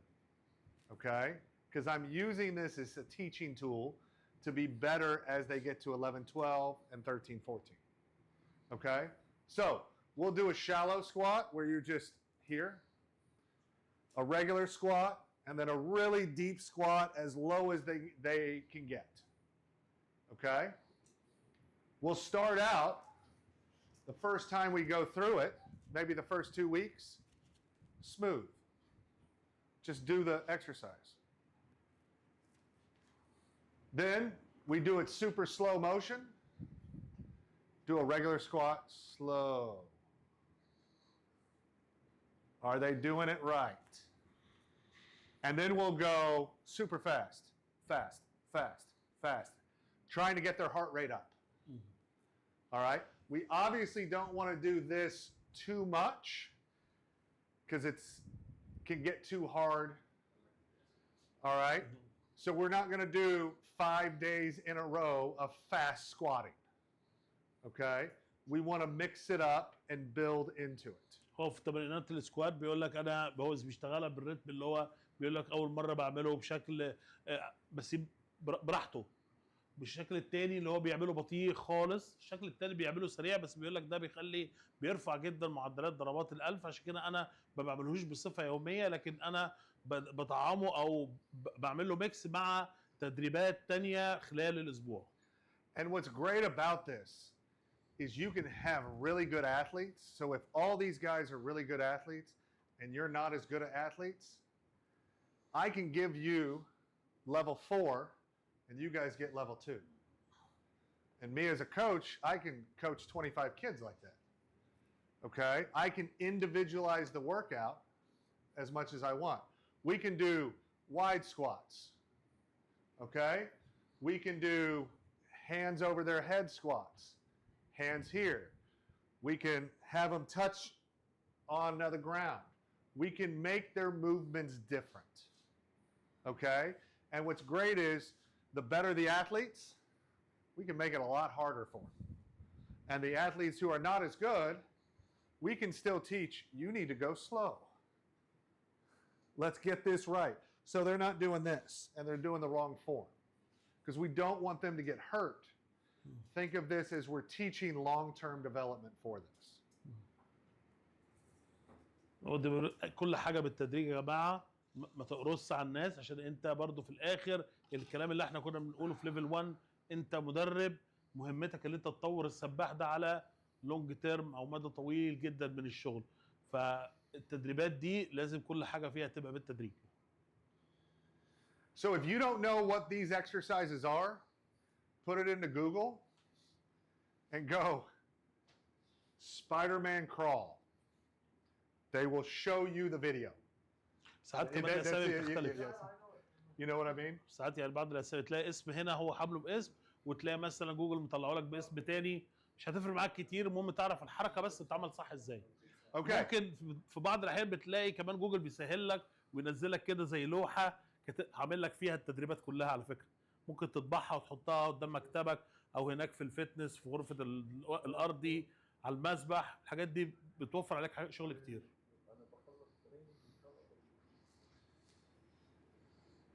Okay, so where we get all this stuff is this. So write this down, GAIN Network Swimming. All right, you can just Google it, GAIN, G-A-I-N, Network Swimming, and this will pop up. Is free or free? This is free. You can pay for it, but right now this is free. So like, you're not going to be able to see what the balance series is. Okay. الشغل عليه فري كمان يعني. So when you get this, you can go to this link. But like the balance series, you're going to have to pay for this. Now, this is the hip series. You can steal this off their website. Yeah. وبيقول لك بعض الحاجات دي واخدينها من الموقع اللي هو الجين ده، والجين ده بنظام مدفوع، هم دافعين للموقع واخدين. So you're going to get the PDF, so you're going to see the link to this. حاطين على الموقع، بيقول لك ما تقلقش، هو هتلاقي الموقع ده وحاطه لك في البي دي اف اللي هشيره معاك. So you notice he's doing stuff in different planes.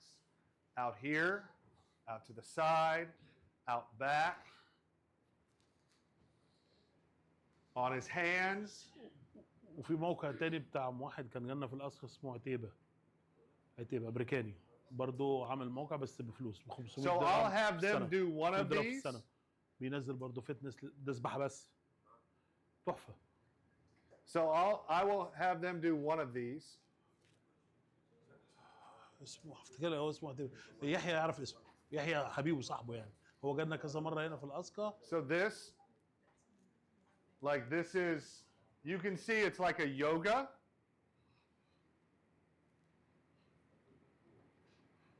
We call this world greatest stretch. So you can do these movements, and what I would do, oops. All right, pick two of these. Here's another one. Oops. You guys have probably seen او الموضوع كمان ويعني وسخنانه في كورس بتاع فتنس بتاع الاسكا ذات نفسه، ده بيعمل حوالي 300 دولار كورس كامل بتاع الفتنس، تحفه.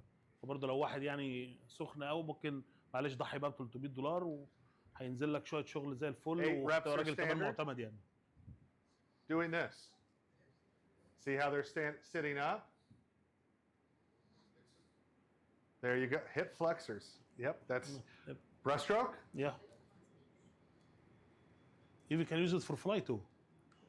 All of it. For fly. So you want kids who can move. Yeah. Okay. So I'll do one or two of those.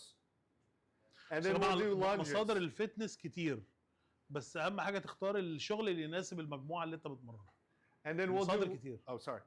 Then we'll go lunges. All right?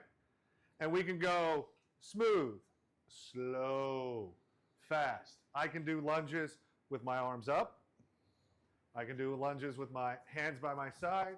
I can do lunges where I'm touching the ground or I'm coming out like this.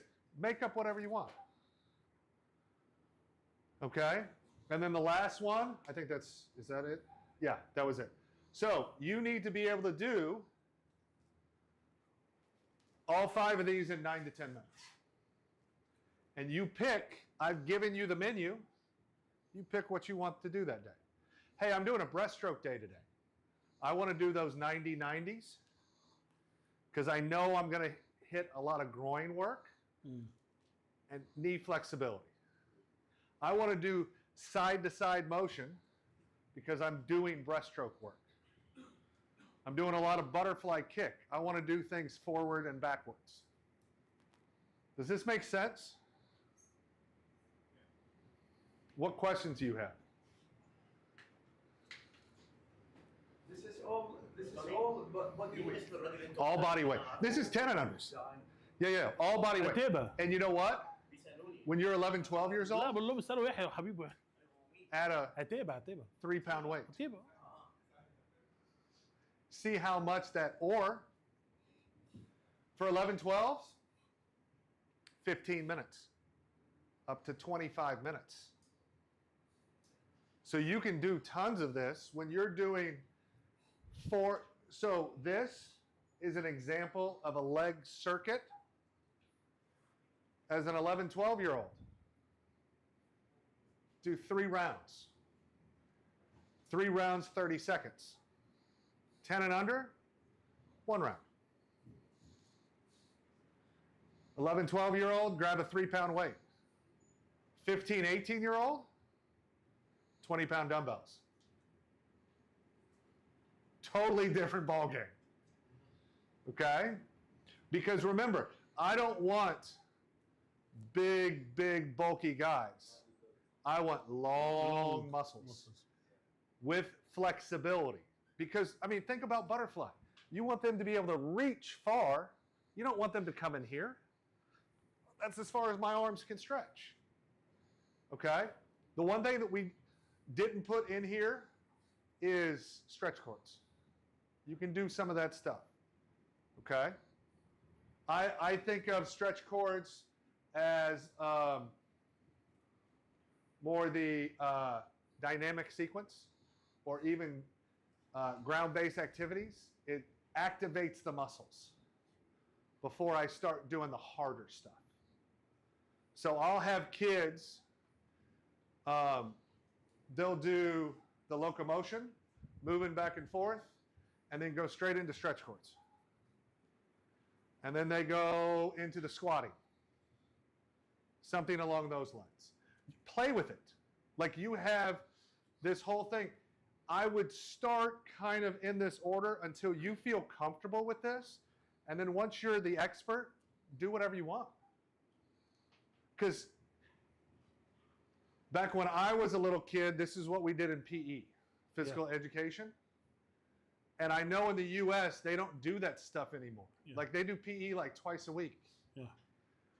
I love jump roping. Ground-based activities, jump roping. Jump roping is great for the ankles, okay, and for sprinting. So here is what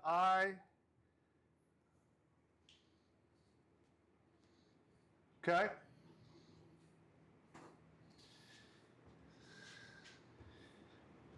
Our top 11, 12-year-old group. They go 12 hours a week. All right? I want to do 1.5 hours a week of dry land. All right? These 2 groups go 5 days a week for 1 hour and 30 minutes. And if you don't know what these are, you can go to my website that I gave you, swimlac.org, and go, gold, they practice how long? And just add it up, okay? All right? So I want them, my gold 2 group, the 2s track, gold 2, silver 2, bronze 2, older, slower kids. The 1s track, younger, more athletic swimmers.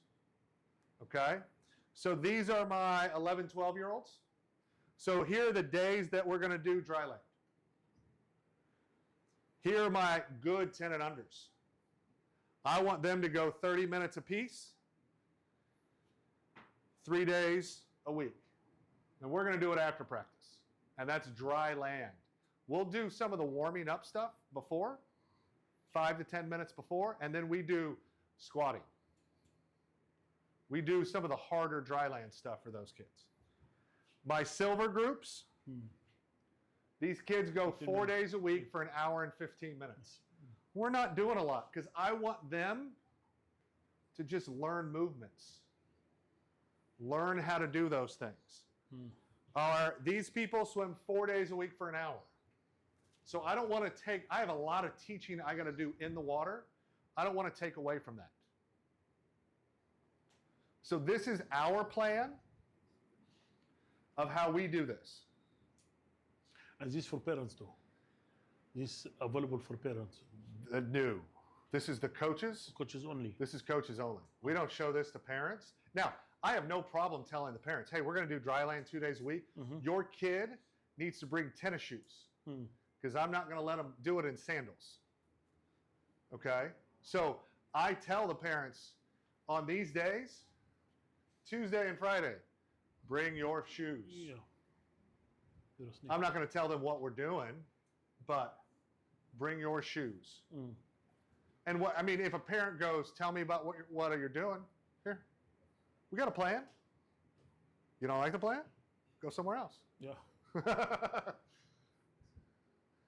هو عامل خطه يا جماعه للمدربين عنده زي ما انت شايف كده، حاطط لك في الخطه عدد الساعات بتاعت الارض اللي مطلوبه، وحاطط لك الايام، وحاطط لك مقسم كمان المجاميع بالقدرات بتاعتهم، الوقت بتاع كل مجموعه، وكاتب لك حتى فين. فانا بقول له ده لاولياء الامور، قال لي لا.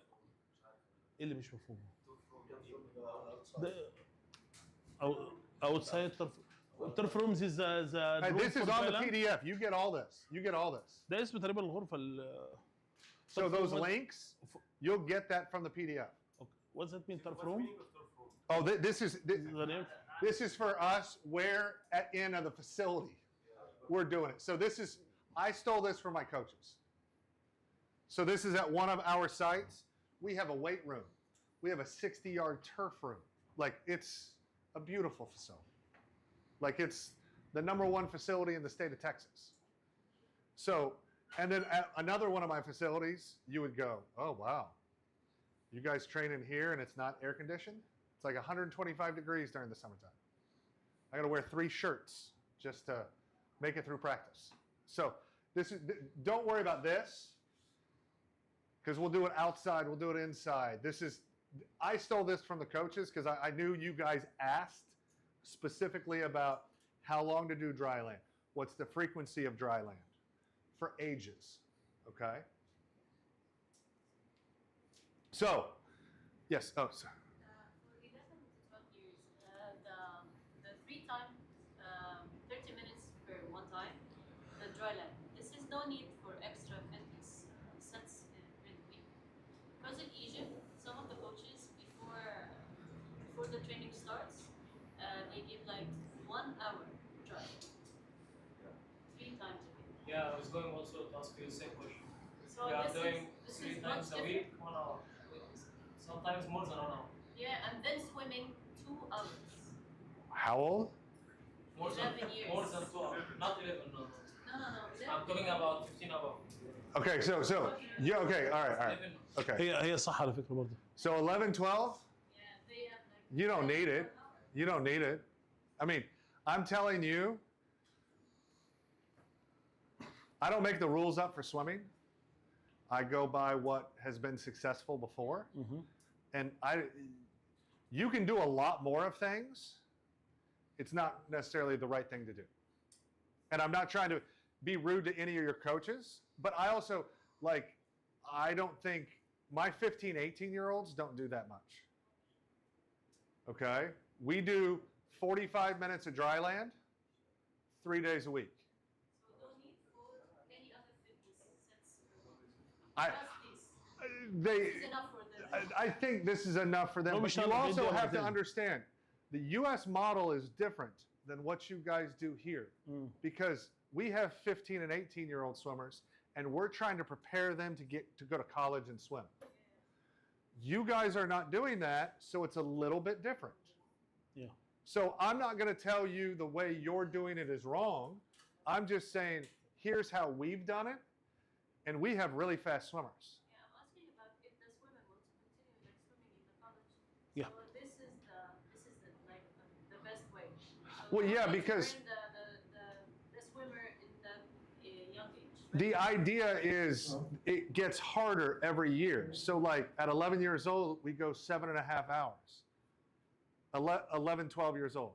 13, 14, we go, or 11, sorry, we go 7.5 hours a week to 12 hours a week for 11, 12-year-olds, okay? For our 13, 14s, we go 12 hours to 15 hours. For our 15 and overs, we go 12 hours to 20 hours, depending on the level of the swimmer. So it just all depends. Like, I want those kids to be fresh when they're 18 and be at their fastest when they're 16, 17. Because that's when they're going to get recruited for college. Yeah. But that's a different model here, if that makes sense. So this, like this, I think this is all you need. Because, I mean, we have kids who are close to national records in the U.S., which are super fast. Yeah.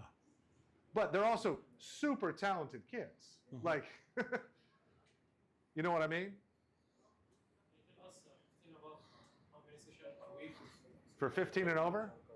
For fitness, For example, in our country, we are doing 9 sessions a week. For swimming, احنا بنشتغل في مصر عشان السباح عمره صغير، session more than 2 hours. فاحنا عايزين نبطلوا سباحه 15 سنه كفايه 2 كده. sessions a week بنشتغل swimming على اساس كده الموضوع ده. 9 sessions a week. and والصح that's ده اللي بيقول swimming. عليه. Swimming only. Okay. 9 sessions a week. 3 dry land. 3 sessions a week dry land. Each session 1 hour. حط كله على ايه؟ Swimming each session more than 2 hours. يعني انت لو لاحظت مفيش اي دراي لاند. لا ازاي والدراعات؟ I can see الزحف that. ده I كان mean, ايه؟ I do 8 sessions to 9 sessions a week. Okay. And they're بص 2.5 على التدريبات hours. اللي هو عاملها And 3 of those ها؟ days are dry land. وافتحها على الجوجل. It's very, very كتير على similar. الدراعات Yeah. والكور. But في you حاجات. also have to understand college swimming, you cannot go past 20 hours a week. So I don't want to have my 18-year-old swimmer in high school to do it for 25 hours with me, and then he goes off to college and he's like, well, I'm doing less. Am I going to be better? You know what I mean? So I want to scale that to whatever I'm going to. ممكن If that حسب makes sense. حسب اصلا الشغل اللي انت حاطاه. So, يعني هو all right. نتكلم بعدين طيب عشان So- الموضوع كبير. We're at a stopping point. We tried to get to everything. I tried to give you guys some things specifically for the age groups that you guys are coaching here. I think you guys all have your tests. And so we're going to give you about 7-10 minutes to kind of answer some of the tests, and then we'll go over the test after that, all right? You got anything to...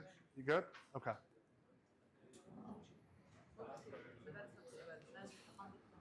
انت بتسالني على حاجه على على المرونه. Could I get the thumb drive? The thumb drive so I can give them the PDF. عادي.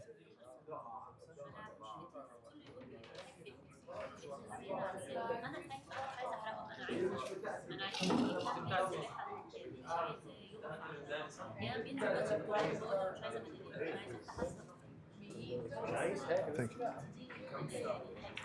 انت عرفتي منين ان ابنك عنده مشكله في الفتنس؟ هل المدرب ادالك اختبار وقال لك ابنك هنا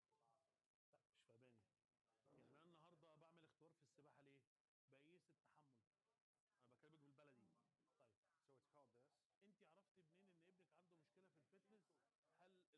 وهنا وحش؟ مش نسبة العضلات مش مجرد تشريح. يعني انا عملت اختبارات في الفتنس، عملت اختبارات زي الجري مثلا، عملت اختبارات زي زي الضغط. وحش؟ طب خلاص انا بعمل له برنامج مثلا او بيدخل معانا وبيتدرب وبعمل له اختبار تاني وابتدي اشوف كان هو فعلا وحش ولا لا. هل اتعمل له اكتر من اختبار؟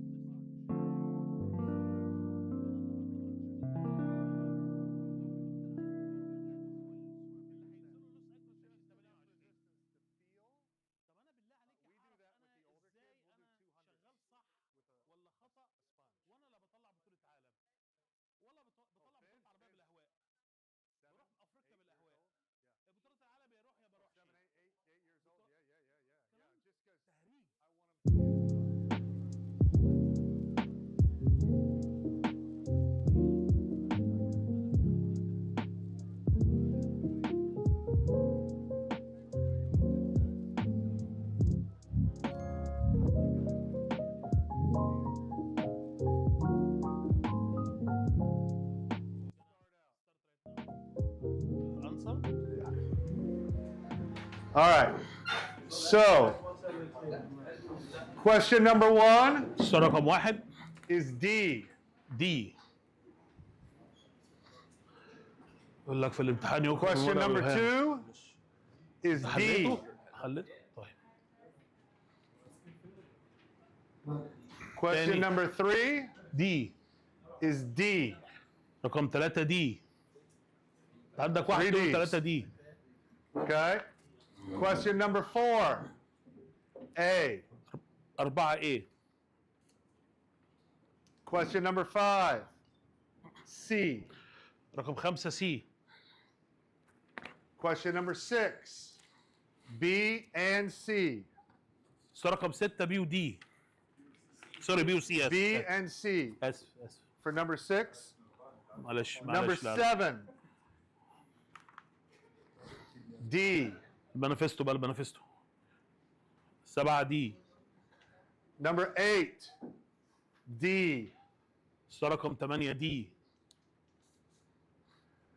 Number 9 A. رقم 9 ايه. Number 10 C. رقم 10 سي. 11 B. رقم 11 بي. What? 1 second. Oh. Can you check the test again? Because you don't get it. في Yeah, ايه؟ what we finished Yeah, on yeah, 11? Hey, do you want me to start over? نعيد من الاول؟ 11 done. Did he say start over? يحيى نعيد من الاول ولا ايه يا يحيى؟ ها نعيد من الاول؟ Start over? Yes, please. Okay. All right, here we go. Question number 1. I'm just going to start over. Question number 1 is D. Question number 2 is D.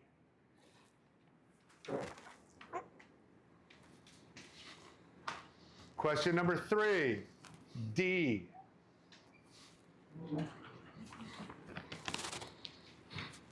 Four is A. 5 is C. 6 is B and C. B and C. 7 is D. 8 is D. رقم 8 دي. 9 is A. السؤال رقم 9 ايه. 10 is C. السؤال رقم 10 سي. 11 is B. السؤال رقم 11 بي. Number 12 is D. السؤال رقم 12 دي. 13 is C. 13 سي. 14 is B. 14 بي.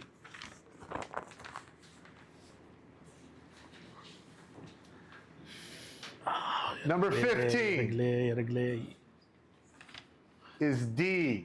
15 دي. 16 is A. 16 ايه. 17 is C. 17 سي. 19 is B. False. 18 Oh, ايه. oops. Okay, 18. all right, sorry.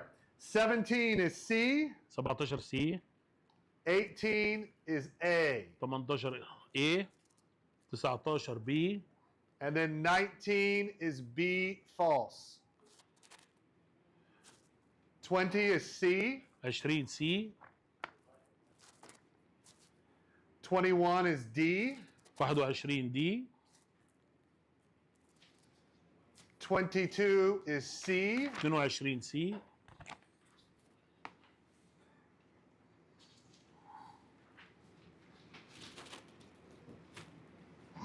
23 is D. 23 دي. ظهري. 24 is A, true. 24 A. 25 is B, 25 B. false.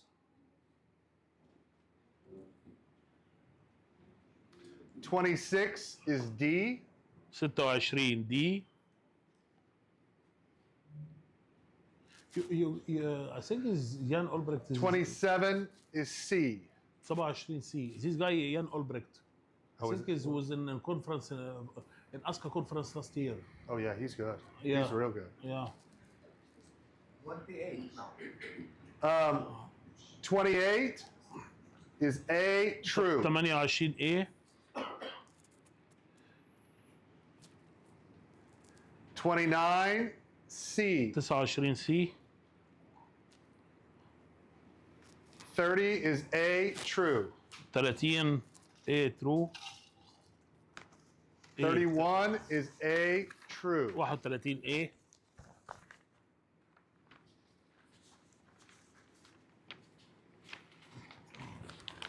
32 is D. 32 دي. 33 is D. 33 دي.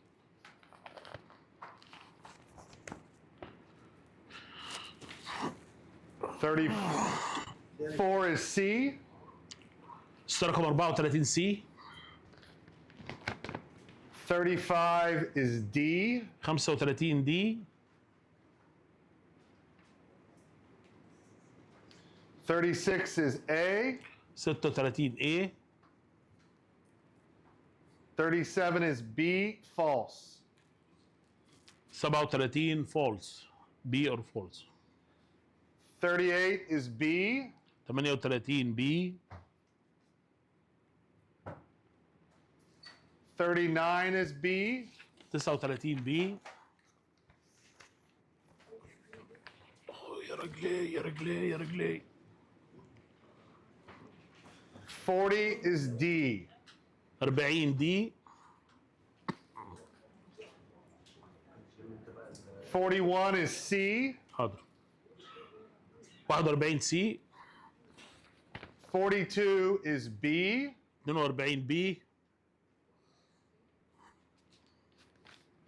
43 is D. 43 دي. 44 is D. 44 دي. 45 is A, true. 45 A. 46 is C. 46 سي. 47 is D. 47 دي.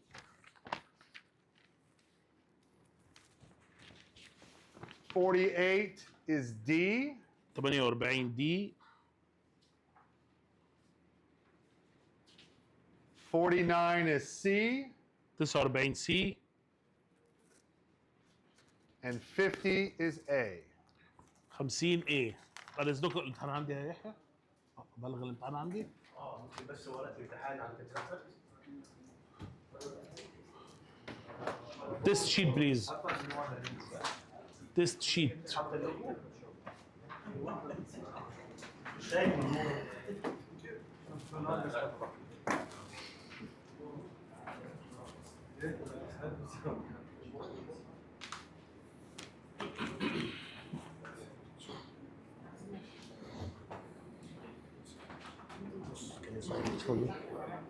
Yes. مساء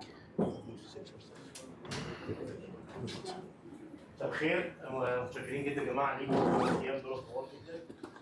وليفل 3 اصلا كورس دسم شويه وكله معلومات، ونتمنى نشوفكم ان شاء الله في 4 و5.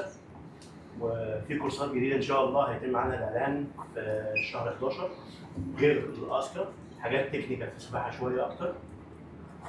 في دراسه بتقوم بيها الاتحاد دلوقتي، وفي لجنه من النشاط والرياضه حددنا مواضيع اصلا وهيتم الاعلان عنها قريبا ان شاء الله. حاجه زي السبيشال نيد والبيبيز والانستراكتورز هيتم الاعلان عنها قريبا. بالنسبه لكل الحاضرين معانا شكرا لكم مره ثانيه، الجماعه اللي في اللايف متشكرين جدا، وكان نفسي اتعرف عليكم فيس تو فيس. ونشكر برضه تاني شركه كلينيك جادج كلينيك اسكندريه وكابتن محمود القاضي والميديا تيم. للناس الميديا تيم الشباب اللي كانوا بيصوروا معانا في الايام دي كلها. كوتش جيسون, just wanted to say thank you very much for you guys for this 5 days, and we know this level 3 is very heavy and more information. We hope to see you soon at level 4 and 5, and soon we'll make advertising about the new courses coming, about the special needs and baby swimming, and more instructors in the strokes for each stroke from the federation. We discussed all these courses, and we just finalized سبيشال نيد اللي كان بيسعى لسبيشال in the UE federation. We just want to say thank you very much. I will share the email for Jason in both group, in the live and in the attendance group. I hope we give you a good service and hope to see you again.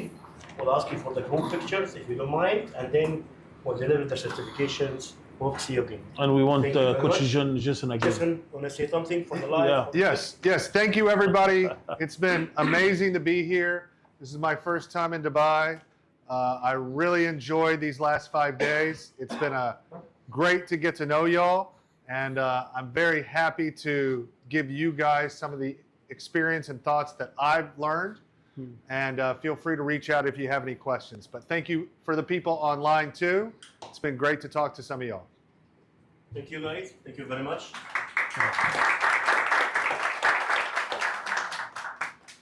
خلاص شكرا كده.